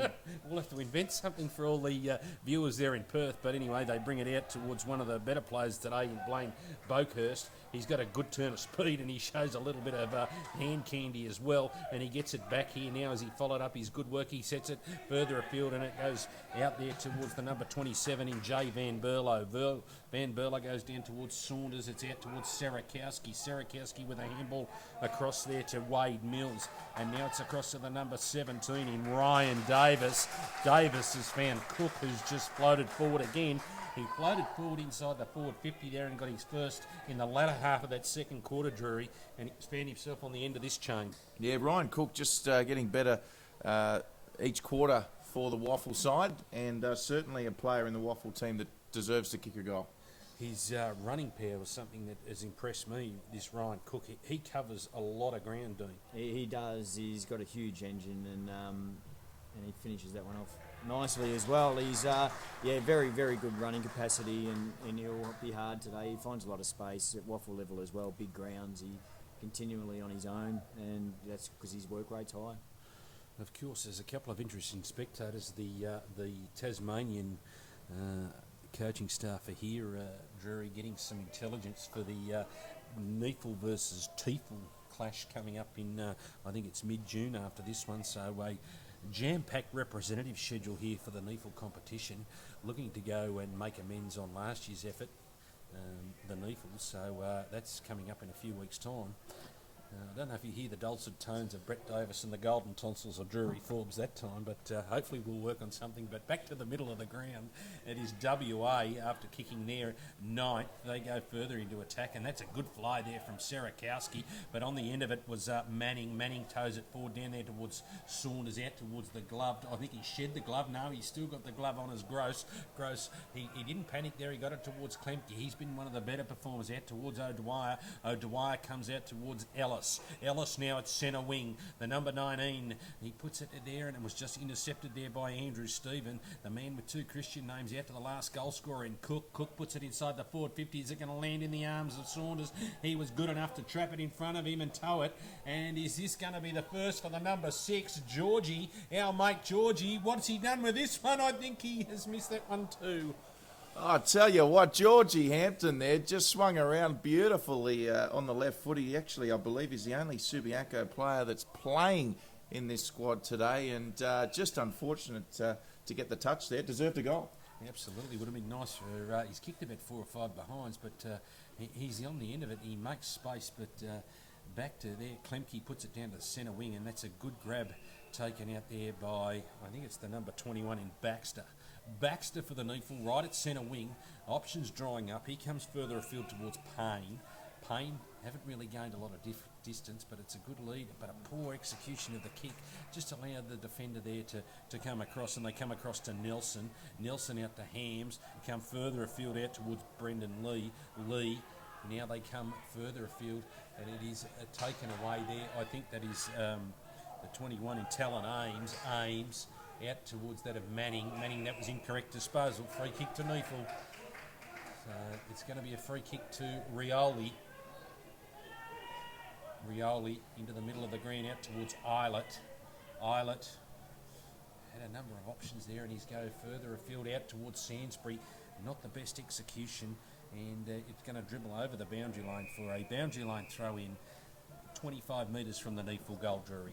Yeah, really important. They capitalised. We've spoken about it, NEAFL. They certainly need an early goal here. What about Cameron Eilert? You've been impressed with him today, David? He's certainly got a lot of the footy, Drury, but his execution's probably let him down a little bit. Would you agree with that, Dino? Yeah, definitely. I think that's across the board with a few of the NEAFL guys. Just these opportunities here, which he's made that one, is fantastic. And that's what they've got to do more of. Just make the most Right of on cue, though, as we had a little bit of a chat to him. He comes up with a goal, so well done. And he puts the NEAFL back in the contest as they kick their fourth, and they bridge the gap a little bit further. 5 minutes into the third quarter. So right on cue, Drury Forbes, Eilert. Great kick from Eilert. He's on fire. He's having a great game. The number 26, as Vandenberg comes onto the field, the Ainsley product for the NEAFL. So they've just got to start winning a few clearances out in the middle of the ground, NEAFL, to really get back into the contest, Dean. Yeah, they do. I just noticed their WA just ringing the changes. They've just changed about 8 players within about 2 minutes there. So they're just trying to get that running power through the middle. And if they can make it a tight contest through the middle, they'll be half a chance to get back into the game. Of course, the WAFL coached by the reigning premiership coach from West Perth. And I read a good article from Coach Bill Monaghan. He was really relishing the challenge to live up to the Black Swans number. So is it tradition that the premiership coaches the representative side the year after? Is that correct? It is, yeah, that's the way it works. And Bill, West Perth won the premiership last year, so he's got the opportunity to coach. And you do a good job today. And he's quite relaxed going into the game as well. So he's currently sitting fourth in the local competition. West Perth trailing there a little bit. Are they still a premiership threat as we watch Knott ride this one home, the number 28? We like his skills. Tony Knott, the former West Coast product, and he's just pushed that one a little bit wide, so that's a minor score for the WAFL, and that takes them out to 68, so yeah. Yeah, West Perth, they've won the last 2 games and they're in the fall. I think it's wide open this year, and they're definitely in the race. There you have it, right from the mouth of the Claremont football manager. And your side, Claremont, how are they going in season 2014? Yeah, it's fair to say we're probably struggling just at the minute, but we're looking to turn it around after this bye and get back on track. Is there light at the end of the tunnel, Dino? I hope there is plenty of light at the end of the tunnel, but we've just got to work through a tough period, get a few key players back on the park, and I think we'll have a better second half. There you go. Watch out for Claremont in the second half of 2014. But back to the ground here at Blacktown International Sports Park, right in the centre of the ground there. It's the big fella Pettit going at it as they're probably not capitalising, but it's out to Shreve. He ducked and weaved out towards that in his teammate Geary. Over to Vandenberg. Vandenberg down there looking for Hughes. He tried to turn his man around, but it's the speedy Ashton Hams. He got back on the goal line and didn't rush it over, didn't panic, and he was able to clear, and he takes it away through McNamara. McNamara now on the paint at 50. He brings it further afield down the centre wing, looking down here for Manning. Manning was pushed in the back by Serakowski. Not pushed in the back. He was dozed, Drury. Oh, he certainly was. Advantage played. Good umpiring, and it's now in the hands of Ryan Davis. Ryan Davis certainly been one that's been busy. Great kick by Davis, and that's not again. So Knott punches it forward now. Hampson's there lurking. Oh, almost a one-hander. Saunders is there as well, as is Bockhorst. It's going to be the umpire's ball for a throw. And still a dangerous, precarious position for the NEAFL side. Just when we see flashes of brilliance from them, Davo. They're certainly not giving up the NEAFL side, but right under pressure in this instance. It's just their foot skills, the execution from the WA. You just saw that pass there from WA. Just went to the right side, and he knew where the defender couldn't touch it. And Gross is a very accomplished defender, obviously been in the AFL system. Well, I was just thinking the same thing. Both those players, they're Swan Districts players, and as soon as Davis got that footy, he knew where Knott was going to lead and hit him up, and you can just see that they're in sync, obviously playing at the same club. Certainly, it takes time to gel at the representative level, and it is a hard task as the WAFL bring in the changes. Like you said, trying to get in that running pair as we follow it home with Manning. Must have been a free kick out of that stoppage, was it? As we ride it home with Manning, he's been one of the better players for them, and he puts the fist up to salute. I think it is. Is it Cody Manning, the number 20, or is it? Yeah. It is. It is Cody. Sure. Number 1, my man, Schluith, Hayden Schluith. So there's 2 guys wearing the bright orange boots out there. He's been in ripping form, Schleif, for South Fremantle this year. I think if you had to give the Sandover now, which is our best in the competition, he'd be right up there. I think he's had a really great season, coming off Freo's list. So there you have it. It's certainly. We were just talking in the halftime break, and I think Drury mentioned it. How does the alignment work with the AFL club? So if you're not playing AFL, how do you have any like Dockers or West Coast players on your list? No, with the new structured alignment, all the Eagles players are with East Perth, and all the Fremantle players are with Peel Thunder. So is that disadvantage to the rest of the competition? Some say it is. It's pretty, it's a bit of a hot topic at the moment. But look, it's something all the clubs, I think, in the end voted in, and a lot of people are finding it hard to get used to, but I'm sure they will. Yeah, it's not helping Peel Thunder, perched at the bottom of the ladder in the WAFL. But back to the footy, it's Vandenberg. Really struggled with the kicks today, and it was intercepted there by the man with the two Christian names, Andrew Stephen. Stephen comes further afield, and they've got it out to that man in Knott. Love his work inside the forward 50. Knott, he puts a big one up, which allows the defender in Gross to get a punch away, but nonetheless here's Brabazon cleaning it up out towards Klemke over to O'Dwyer, he comes further afield towards Barton. So Barton, no, it's Big Turner I think out there, is it? Big Turner, he comes out towards Sainsbury, right on the back, 65 out, comes out towards Rioli, dropped what he should have taken, Rioli, so Rioli comes into the middle of the ground, and it comes in towards Dunn. They come further afield to Eilert. What's going to open up for Cameron Eilert? Now the last goal scorer for the NEAFL. Eilert has found Hughes unattended. Wonderful kick. No, it wasn't. It was Pettit. So they've gone back. Now it's back to Sainsbury. Sainsbury inside the forward 50, but a poor kick allowed the number 23 in Stephen Dodd to mop up. And they're away now through Bockhorst, who gets it back nicely from Ryan Davis. We spoke about him. Here come WAFL, just like that. It was brilliant play by NEAFL, just that last kick, letting them down, and we've seen what happens. Straight on the boot from Blackwell. Blackwell, one of Horsey's favourites from Claremont. They're still there for Schloith. Oh, he's been touted the early Sandover medalist, one of Kenny Callender's favourites, but Schloith couldn't get it away, and NEAFL are going to come away with it now through, I think it's Brabazon, who puts it on the boot, and once again, end-to-end footy here as an opportunity for NEAFL as they come centre field. Out towards Ellis, it come from Vandenberg. Ellis goes towards Hughes, turned the teammate Ames around, and Hughes, he runs it over the boundary line. He's having a tough battle down there with Talon Ames, so Ames is really doing his job for the WAFL side, Dino. Yeah, key defender. He's quality. He'll be getting in his head as well. He loves a bit of the chat, so he's doing a job on him at the moment. Talon Ames, he's certainly been one of WA's best, but back to the middle of the ground, it was Pettit who got first hands to it as the two...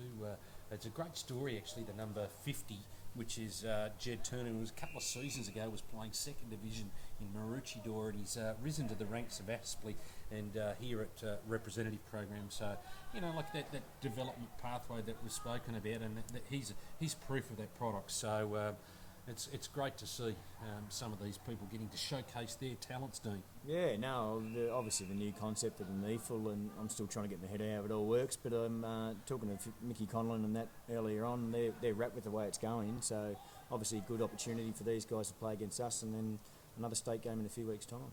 And there it is, back to there. It was Eilert, tried to get it out, and it was Ellis at the bottom of the pack for the NEAFL, and it's not really going anywhere out of there, but it's Eilert fighting hard on the bottom of the pack. The umpire has no alternative but to say it's my ball. 13 minutes gone. It is the WAFL 10-14-74 to the NEAFL 4-7-31. Still, NEAFL in a very good position now. Can they capitalise? All off the deck there. Had an opportunity, was done. He tried to get a boot to it. And we're going to see another boundary throw in.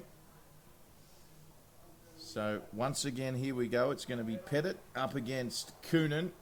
And off the boot, lovely kicks. Just going to miss there. Unfortunate. I think it might have been Sainsbury, Davo, but another behind. And promising signs for NEAFL. Absolutely. Sainsbury front and centre, and he worked well there with Pettit, of course, teammates for the Aspley Hornets, but it's Ames to bring the ball back in for WA. He comes out here looking for Van Berlo, dropped what he should have taken, out towards Ellis with a quick snap, but it was just dropped on the line. I thought that actually went over, but nonetheless, the goal umpire down there is waving the flags furiously for one behind, and it allowed the WA side to clear it in the back half. So got a decision. It looks like the NEAFL have just run a little bit harder now in this second half, Dean, and started to clog up a little bit more space to stop that run from WA. Yeah, they've gone into half time and obviously worked to a plan, and they're doing it well at the moment. And they've, if they just make the most of their opportunities, like we spoke about in the first half, they could get back into this game. They're certainly peppering the goals. They've had 13 scoring shots as opposed to 24, so it's on the wrong side of the ledger. But you start to put a couple of them away, and it's a different story, isn't it? It's game on. But back into the middle of the ground. Oh, that's a good grab there by Blaine Boakhurst. Boakhurst into the middle of the ground. He dropped what he should have taken, but nonetheless, I think it was out to the one, and Schleut out towards Hams with the left foot. He looks further afield, and he's got a choice of one or two. He went towards the number 29 and Cunin. Now it's out there towards that of Saunders, is it? I think the leading goal kicker in Ben Saunders has taken a grab right on the boundary line. He should bring up the WAFL's 11th and maybe close this game down, Drury. Oh, fantastic work there. Good quick ball, and Saunders on the spot. I thought he might have been going for goal there, but he'll probably claim it was a pass to Saunders and pinpoint. He shouldn't miss from here. Or he's doing what all good full forwards do and grab him on the line. So Saunders, he gets his, I think it's his second for the afternoon. So he's been well held by Barton down there, the leading goal kicker in the WAFL competition. Have you been impressed with Barton's work on Saunders, Dino? Yeah, I have. I mean, Benny's the type of player. He's going to have to be on his game because, as I said earlier on, he can pop up and kick 4 goals in a quarter, and he will make things happen. And good mark by Boakhurst there in the centre too. Just a class player, and he'll go. Real good chance of getting picked up at the end of the year, I think, in the draft. At this early stage, anyway. There's a call. It is the dark horse, Blaine Boakhurst. How old is he? Just out of curiosity, 1993. We'll do the maths on that one. But it's a big turner in the middle of the ground to do battle. I think is Rodder having a run in the ruck. He is Nick Rodder and Turner. Still 20, Boakhurst. Boakhurst, so he probably is a chance. Has he come through the elite under-18 system? He came through their cult system. Yeah. So they've developed him. He played a few league games last year, and he's been in good form this year, and then gets to showcase himself in a big game like today. And it's out towards Sainsbury, but it was intercepted there by Hands, both former AFL experienced players, out there towards that of Andrew Stephen got a quick handball away as they open the game up, and the game just opens up for WA. Schleut, who's working overtime inside that forward 50, went one way, went the other way, and that was a great pass out to Tony Knott. He just knew where he was going to be, Drury. Oh, that was a lovely kick from Schleut. Just weighted it perfect. The kick had to be perfect because Knott was drawing plenty of attention, and Schleut, fantastic work. He's just earned himself a breather. And we probably should ask Dean Horsington here. You probably know Tony Knott better than most. Do you think he's capable of kicking this? Yeah, he's a class player, as we've said.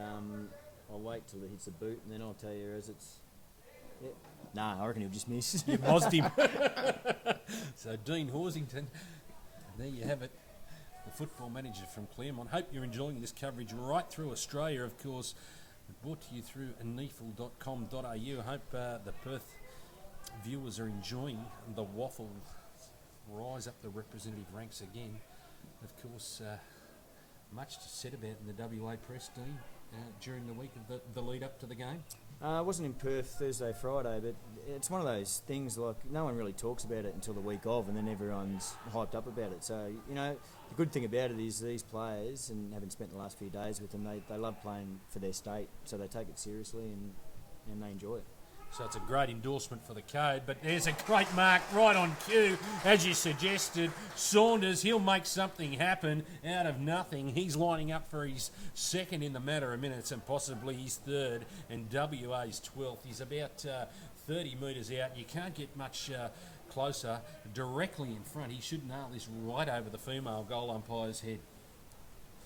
Yes, Emily French, the female goal umpire. She's done well. Making a state debut, I would say, and she's a good sort. Is she a product from WA system, is she, Dean? Yeah. She's been umpiring, not that I follow too many umpires' careers, but she's been umpiring in the league the last few years, and she's done a good job, and as I said, she's earned her state debut today. It's great to see Emily French out there waving the flags, and well done to Emily, and well done to all the umpires today, because they've done a grand job, Drury. they certainly have. And one thing I have noticed in this game is they're not getting drawn in for those high calls as well. So they've certainly onto players if in the odd occasion they do try and duck the head a little bit to get a free kick. And I think generally speaking, both goal, boundary and the match umpires have done a tremendous job thus far. Having said that, we're not yet through the third quarter. And there we have it, and it's the WAFL with a commanding lead here at Blacktown International Sports Park. But another clearance yet to Shane Nelson. Nelson just hacked it out of the air, out to Schleith. He's been in everything in this third quarter. So it's out towards Cook. Cook just lobbed it in there. Is it looking for Saunders? He was third man up, 3 rows back. Here comes our man, George Hampson, and he's kicked it out of bounds on the full this time, Drury. Look, I tell you what, he did actually have Shane Nelson unmarked there in the goal square. So I think Shane probably not too happy with Georgie Hampson, but that could also be due to the West Perth Subiaco rivalry. But who knows? But certainly the pass was on there for an easy goal to Nelson.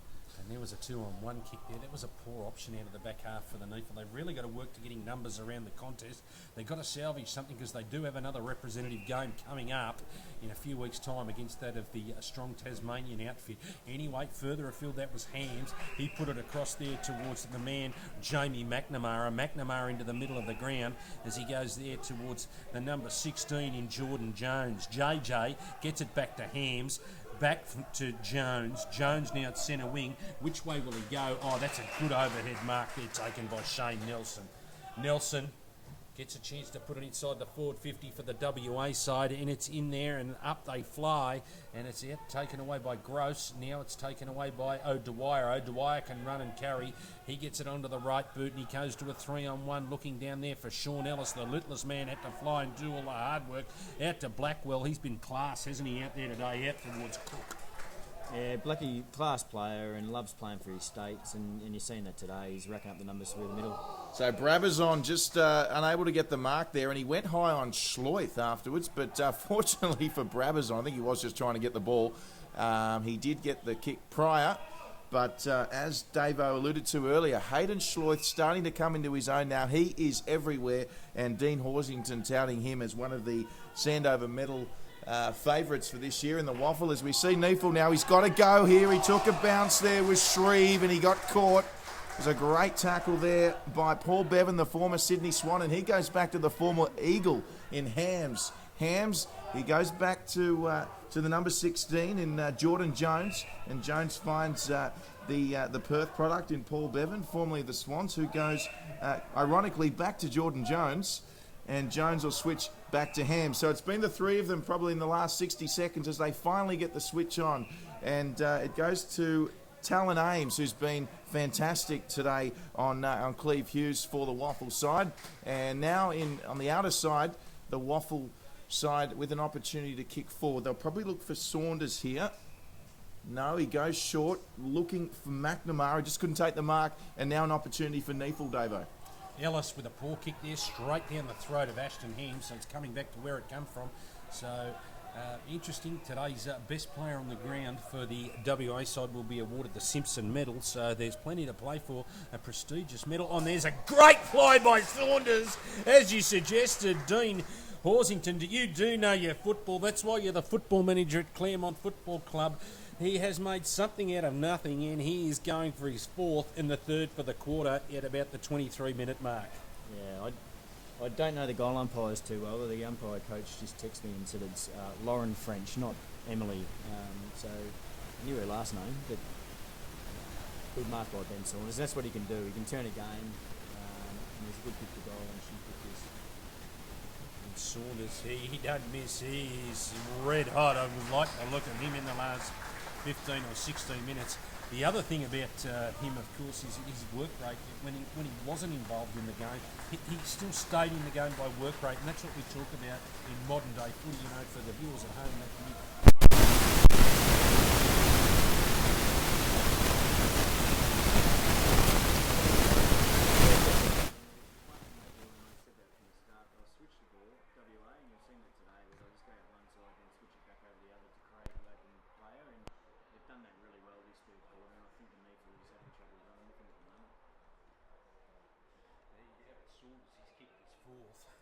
third this quarter. They're opening up a 60-point lead, and that was a good jump in the middle of the ground there by Cunin.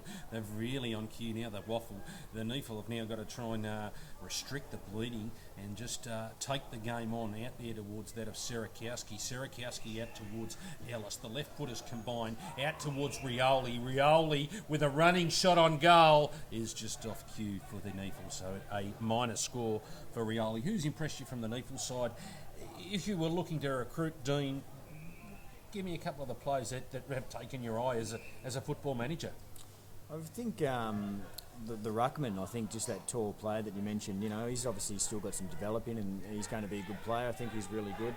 And the young player from Sydney Uni, whose name escapes me at the moment. Serakowski, the number one, or the Barton? The Matt O'Dwyer has been on the Sydney list. He's been a class player early on in the first half, especially. Certainly has, and there it's right on cue as they cut him up at 6s and 7s. It's not who goes further afield as he goes down there looking for Rodder and taken away by Gross. Here goes O'Dwyer right on cue. Of course, he spent a couple of seasons in the VFL with Werribee. He's a travelled footballer, is Matt O'Dwyer. Had a season up with Eastlake last year, back to Sydney Uni this year. So he's somewhat of a journeyman, Dean.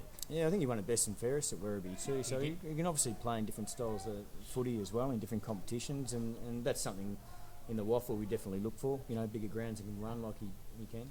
He's got precision foot skills, so it makes him a highly attractive recruit. But right on cue is Cunin. So Cunin with a mark now, about 60 metres out, setting it up, and just outnumbered there were the NEAFL players, and Serakowski puts the switch on straight away to Brabazon and onto O'Dwyer. So the three Sydney Uni teammates linking up. O'Dwyer, who's caught Dean Horsington's eye. Seems like Horsington might be here to recruit from the sounds of it. And NEAFL now, they find themselves through Cleve Hughes with a nice hand pass over the top. Was he taken without it? He wasn't, says the umpire. That was Vandenberg. Still on now through Cleve Hughes, but they're going to get a free kick, the WAFL side.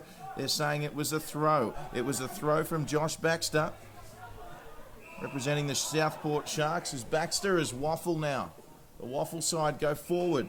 He plays on straight away. It was Bockhorst. He was under pressure, probably shouldn't have. Great tackle there from Shreve. And Shreve's trying to give his teammates a chance through the tackling, but the WA side again through Nelson. He kicks it forward, pops it up. Nice little kick. Who found his teammate. I think it might be that man again, Hayden Schleuth, who just seems to be everywhere at the moment.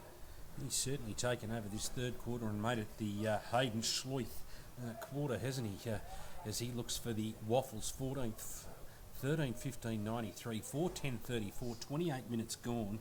Can't be long left. They've been short quarters. Schleuth, does he like it? Yes, he does. He gives himself a little bit of a pat and says no goal.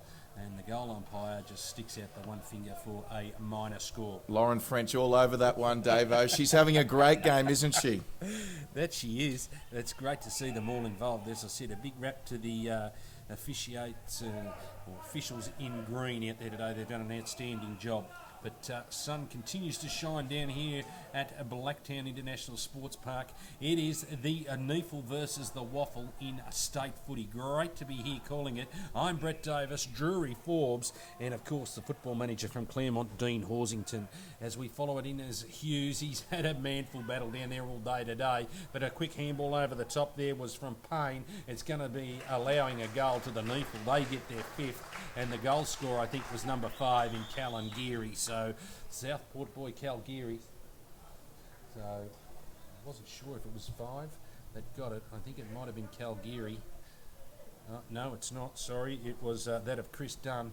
He's had a pretty serviceable game for the NEAFL today too. He's racked up a few Ks. Yeah, he certainly has, Chris Dunn, and having a tremendous season with the Northern Territory Thunder as well. And good to see NEAFL just showing some promising signs.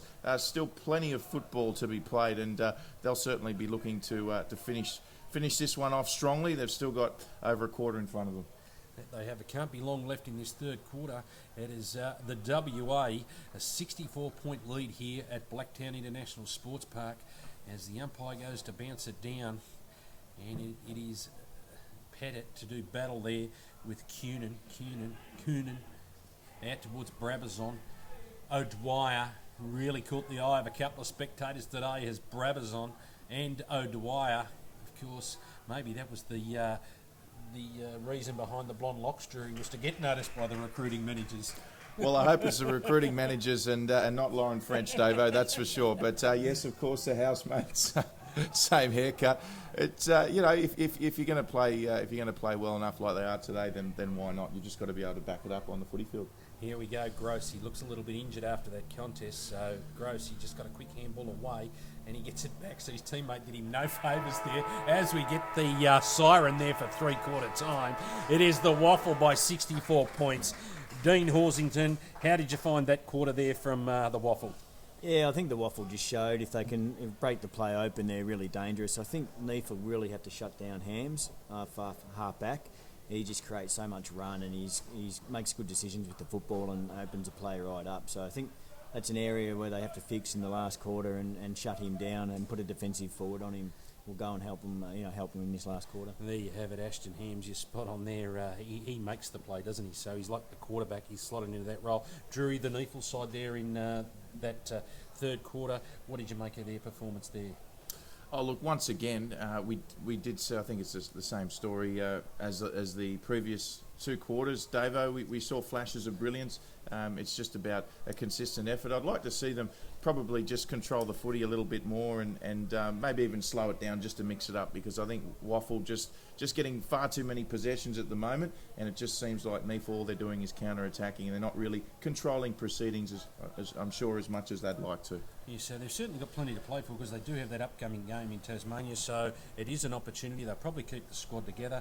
They've really got to try something and salvage, maybe, win the quarter or get something to build towards the next game. I know they haven't had a lot of time together to train, so, that does have a bearing on things as well, Drury. Oh, certainly, and they'll only get better, and it was a fantastic start from the NEAFL side. As we said, they're probably looking to finish this off really solidly here in this last quarter, and I certainly expect them to do so. And yes, of course, with an eye on Tasmania, you did mention there is a Tasmanian in the crowd. They're probably the first time I've ever seen a Tasmanian in Blacktown, Davo. There you go. So I hope you're enjoying this coverage through NEAFL.com. We'll be back with all the last quarter action here from Blacktown International Sports Arena. It is the WAFL by 64 points.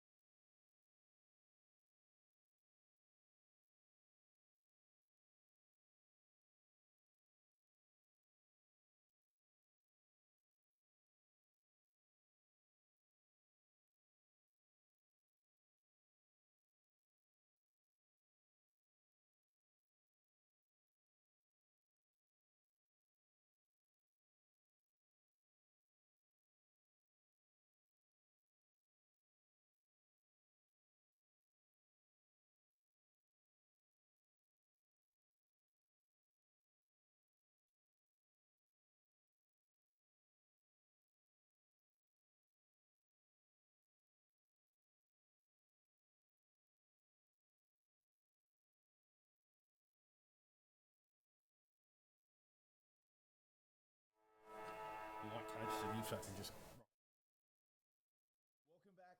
Fourth quarter here at Blacktown International Sports Park as we get underway. It's WAFL leading 13-6-94 to NEAFL's 5-10-40. And what can NEAFL conjure up? They had a great start to this one.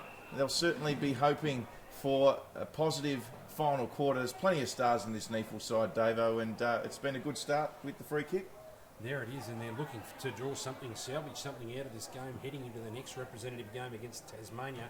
But they've stood resolute all day, and Talon Ames has been one of the best for the WA side, as they've been very miserly in defence, suggesting the 5 goals. So, and there's that man that played the quarterback so well in Ashton Hams, and that brings it across to McNamara. It is Jamie McNamara, but that's a free kick there, and it's going to go to Paul Bevan. So.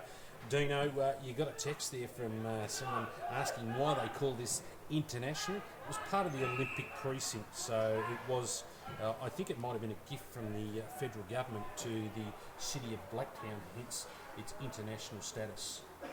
Cleared that one up for Clint Wilden, listening back in Perth.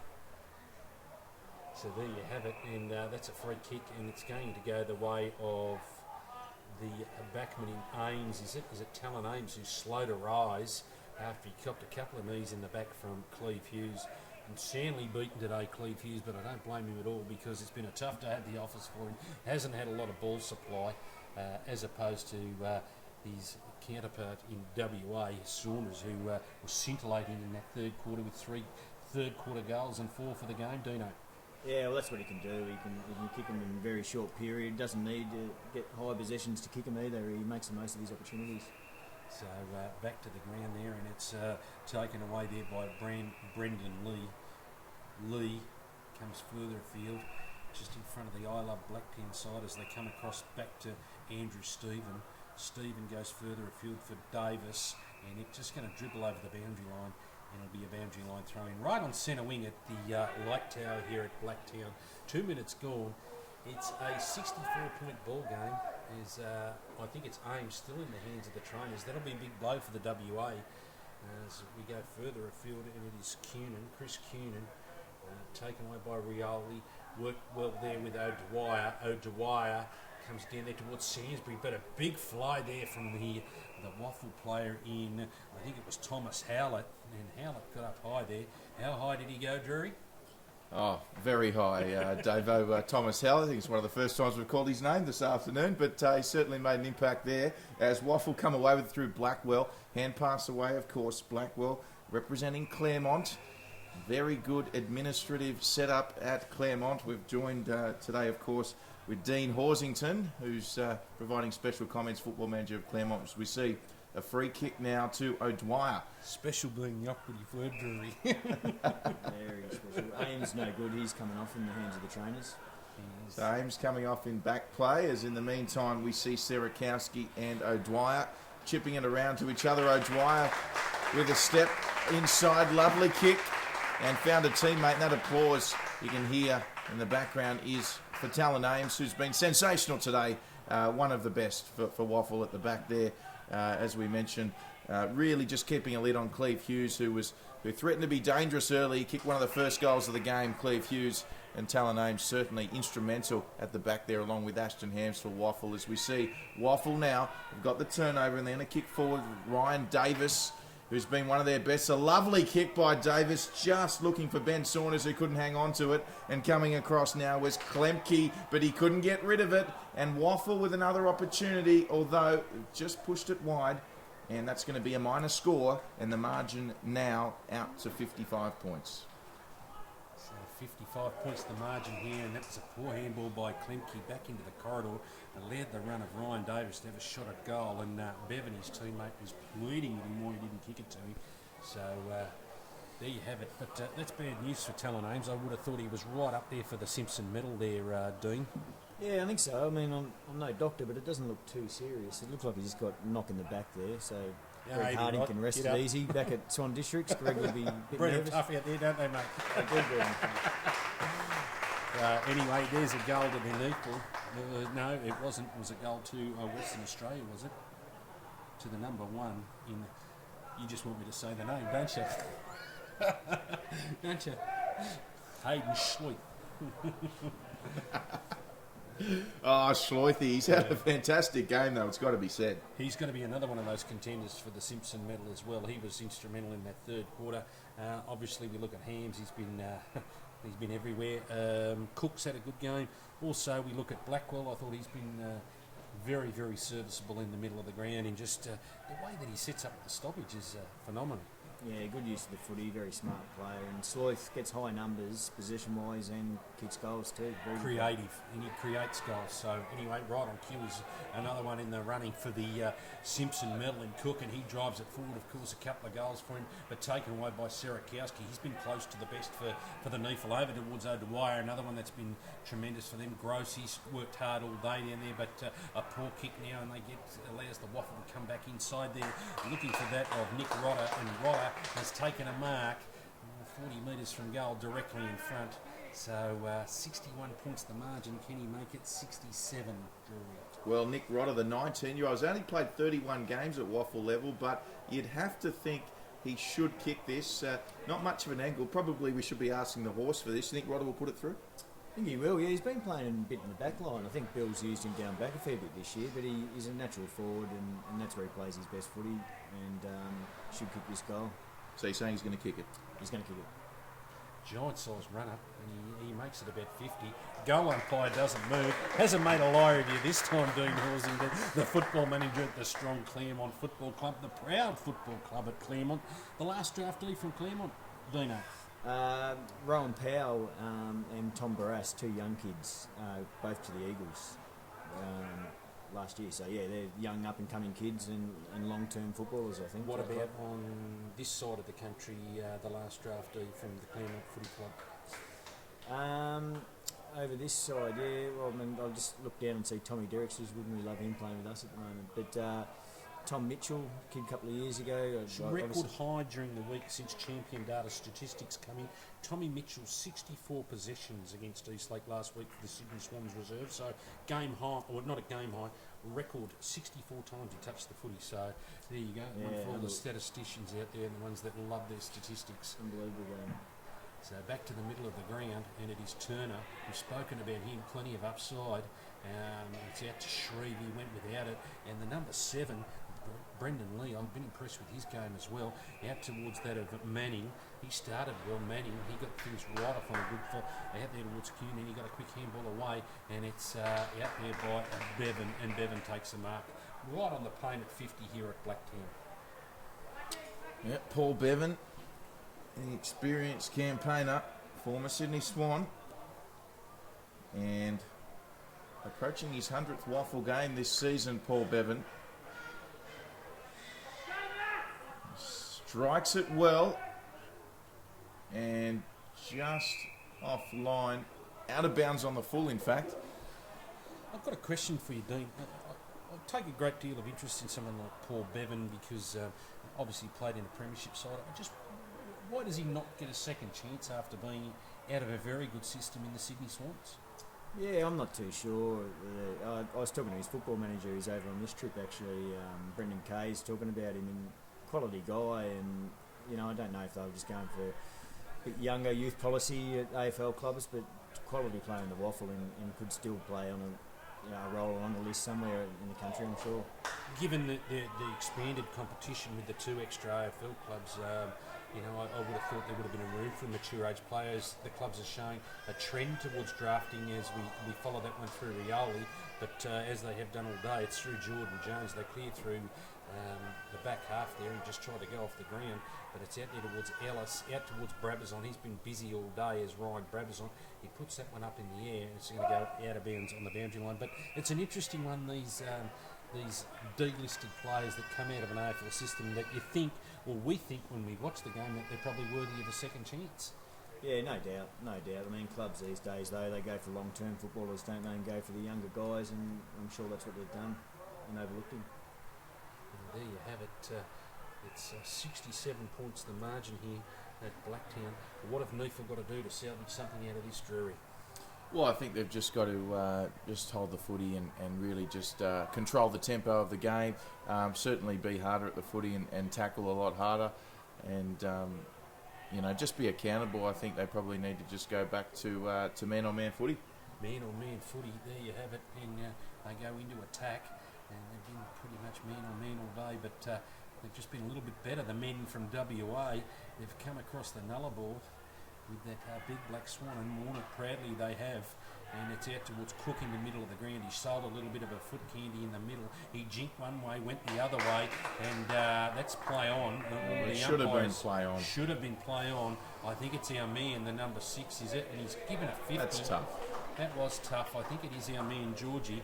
So George Hampson, I think, is going to come directly in front and possibly kick his first. He should kick this. He should kick this one. He's had a bit of a rough day in front of the sticks, as George Hampson. He'll kick this one. Don't worry, he's going to kick it out. I think he might kick it over to Mount Druitt.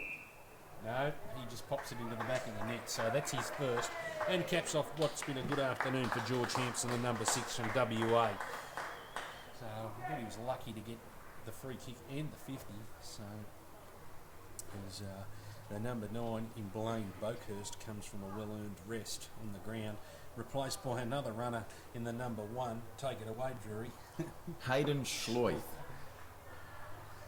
Schloith. Dutch name, is it? Schloith.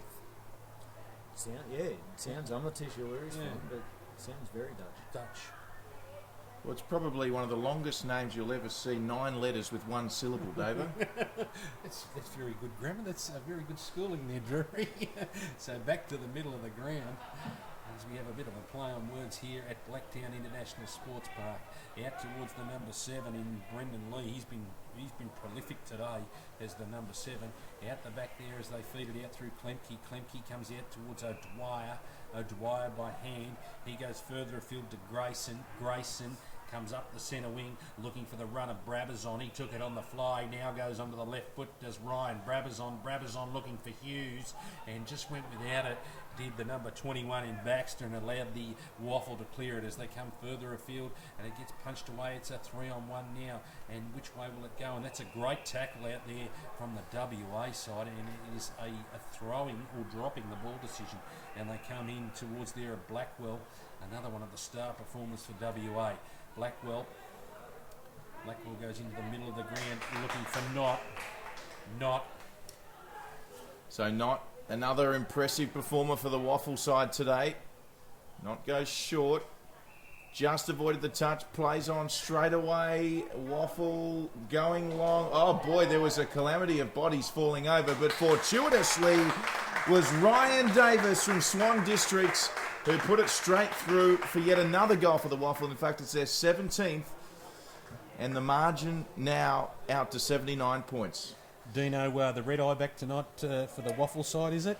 No, we're fortunate enough to stay in Sydney tonight, so the look boys will out. be out and about. And Batten early down the morning hatches. flight. Yeah, early morning flight tomorrow. That was a great goal by Davis. That's a good contest too in the goal square there by the forwards and created that opportunity. That was a strong clash of bodies there. It was again that man Bevan who crashed the pack there to create the spill. So the WAFL, 12 goals the margin, 13 goals the margin here at Blacktown. And the sun has shined all day in a perfect day for footy. You mentioned at the top of the telecast doing the weather. I don't think it's hampered WA today. No, definitely. They've adjusted to it quite well. And heavy rotations, I'd love to know the numbers. I reckon they'll be recording record numbers today. And the other thing too, I think both teams, they're playing with 23 players today as well. So just the extra man on the bench will help. And there you have it, and it's Klemke. He's been quite serviceable being in the back half there for the NEAFL. Klemke comes further afield as he looks out there for Payne. Payne dropped what he should have taken, and he takes it off now. And it's a further handball out there towards Burge over towards Brabazon. Brabazon's going to get caught here, absolutely dropping the ball. But the umpire says play on as they take it through the middle of in the forward 50 there. It was the last goal scorer, I think, in Davis. Now it's out towards Klemke. Klemke gets it over towards the ruckman in Pettit. Pettit puts it on the boot, but intercepting that is the man Blaine Boakhurst. The man that we spoke about, the umpire says it's out of bounds, I'll have it, but Dean Horsington thinks he's a real smuggy to be drafted at the end of season 2014. Big call on the kid, but that's just a reflection on how good his form's been this year. So, umpire wants this one. course, Blaine Bockhorst, he's had a tremendous start to the WAFL season. The Swan Districts. One of many Swan Districts representatives in this game today. Ashton Ham's flying, couldn't grab it. Comes away to Rioli from the Thunder. Just got tackled, play on though. McNamara got it back to Hams. Hams had to think about it, had some pressure there from Sainsbury, the 30-year-old.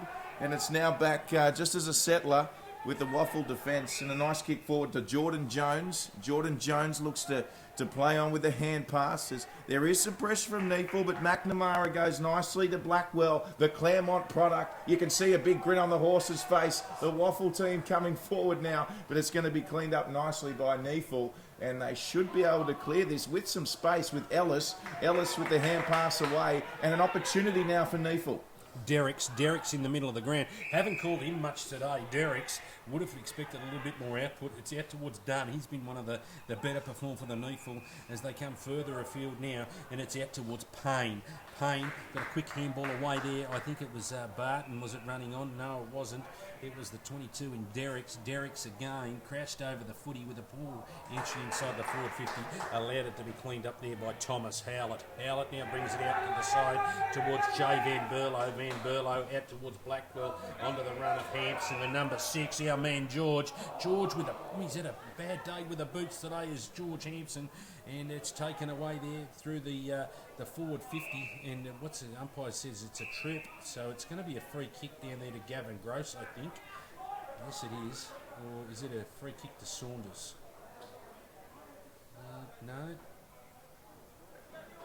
It is a free kick, not quite understanding the hand signal. It's a free kick to Gross, was right in the first place. So Gross, the recipient of a free kick for a legging, he comes long down the line.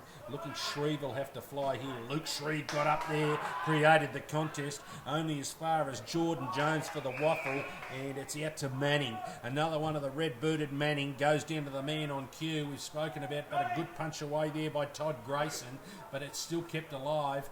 And here's another defensive act there by our man number 9 in terms of Blaine Boakhurst, and it's taken away, but it's a solid mark there by Rasmussen.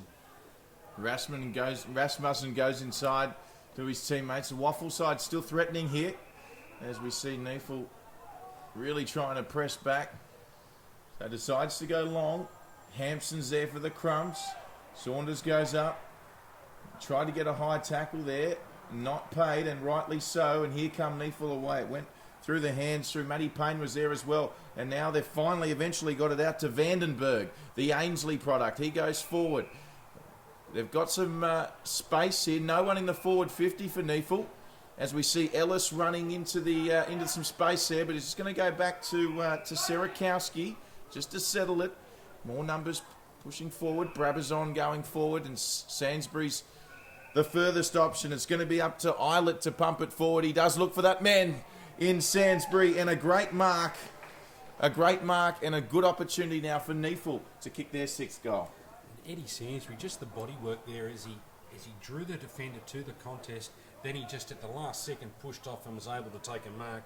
But the kick there from Eilert was spot on, but we've seen the displays of brilliance from Sainsbury. You can see why he's played AFL footy. Played at the Kangaroos. Eddie Sainsbury carving him up there for Aspley. Is he going to get a goal, Eddie Sainsbury? No, he's hit the post, so not a good result there. 41, 5-10-41 to the NEAFL.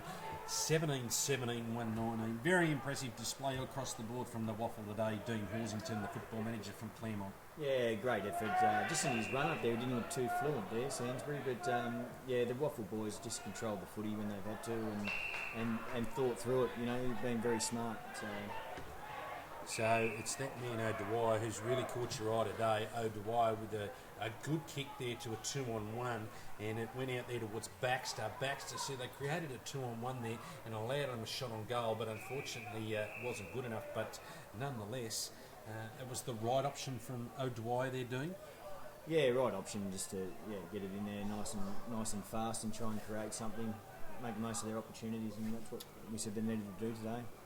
So really, we're just counting down the clock. 19 minutes gone in this 4th quarter here from Blacktown. It is the WAFL comfortably, 17-17, 119 to the NEAFL's 5-11-41. Time to start thinking about the best on ground. Of course, the recipient will get the Simpson medal for...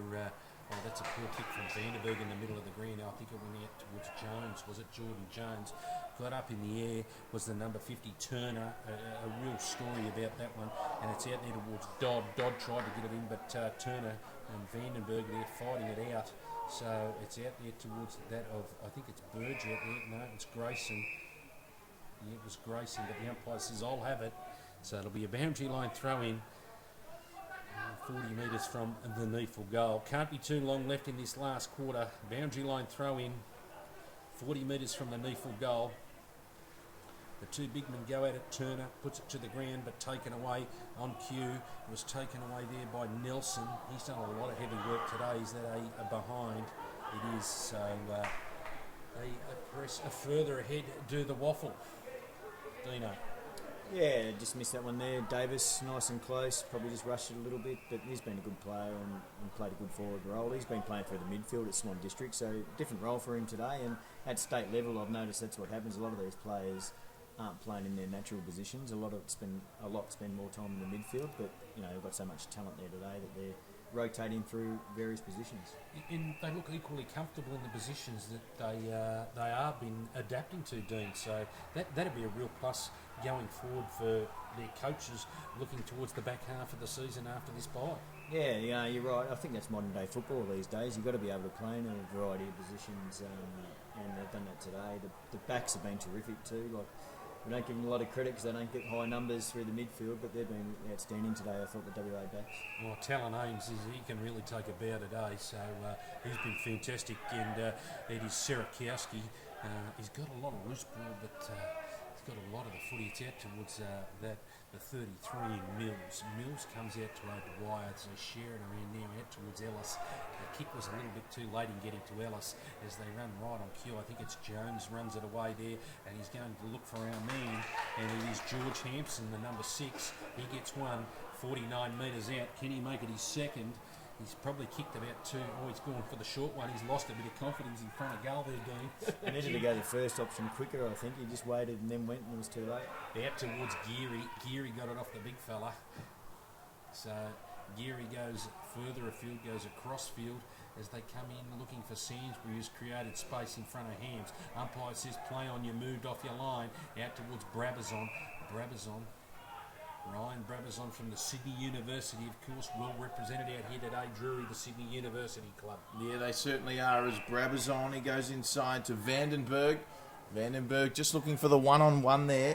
Dunn was the target. He went again, Dunn.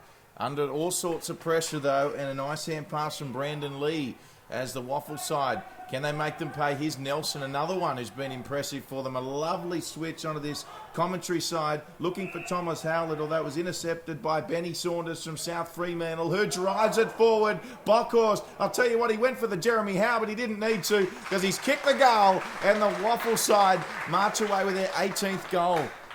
Yeah, just kept his feet there, didn't he? Went for the fly, and Catlight came down, landed on his feet, and recovered and kicked a great goal. And you can certainly see from the highlights reel, any of the recruiters watching Blaine Brockhurst, you can see Boakhurst, why he would be high on their agenda come the end of season 2014. It shows us that you're a good judge of talent, Dean Horsington. It's been great to have your insight here in this commentary box today between the WAFL and the NEAFL, and what might become an annual fixture or might be a two-yearly fixture. So it's not even buy-in, Drury. What would it be? It'd be I think it's every 2 years they may play. Yeah, I'm not too sure how it works. I know we played Victoria last year, and then I think maybe South Australia next year. I know they rotate through, but now the NEAFL's involved. The more they can do this, great exposure, and it's a good contest. Absolutely. So not to be disgraced. It's Ellis out to Vandenberg, over to Brabazon. He was held when not been in possession. Out towards Cal Geary. Geary quickly got on the boot, looking down there for Hughes. He turned with a voice of disapproval towards that of Cal Geary and said, "Not today, Cal. Give us one lace out," because he's had a tough day at the office as Cleve Hughes. So, and it's out towards Turner. He's battled manfully in the ruck as Jed Turner, and that was Sainsbury sidestepping over there to Vandenberg. Vandenberg on the left, the number 23 from Ainsley, one of the prime movers for the Tricolours. He gets his first and the sixth for the NEAFL for the afternoon. Can't be too long left. There's 25 minutes gone. 18-18, 126, 5-11, 47. Yeah, lovely round the corner move by Vandenberg. Having a wonderful season yet again with Ainsley this year, and hopefully they can finish off strongly here, NEAFL. They certainly have been brilliant in patches today without putting together a solid four-quarter performance.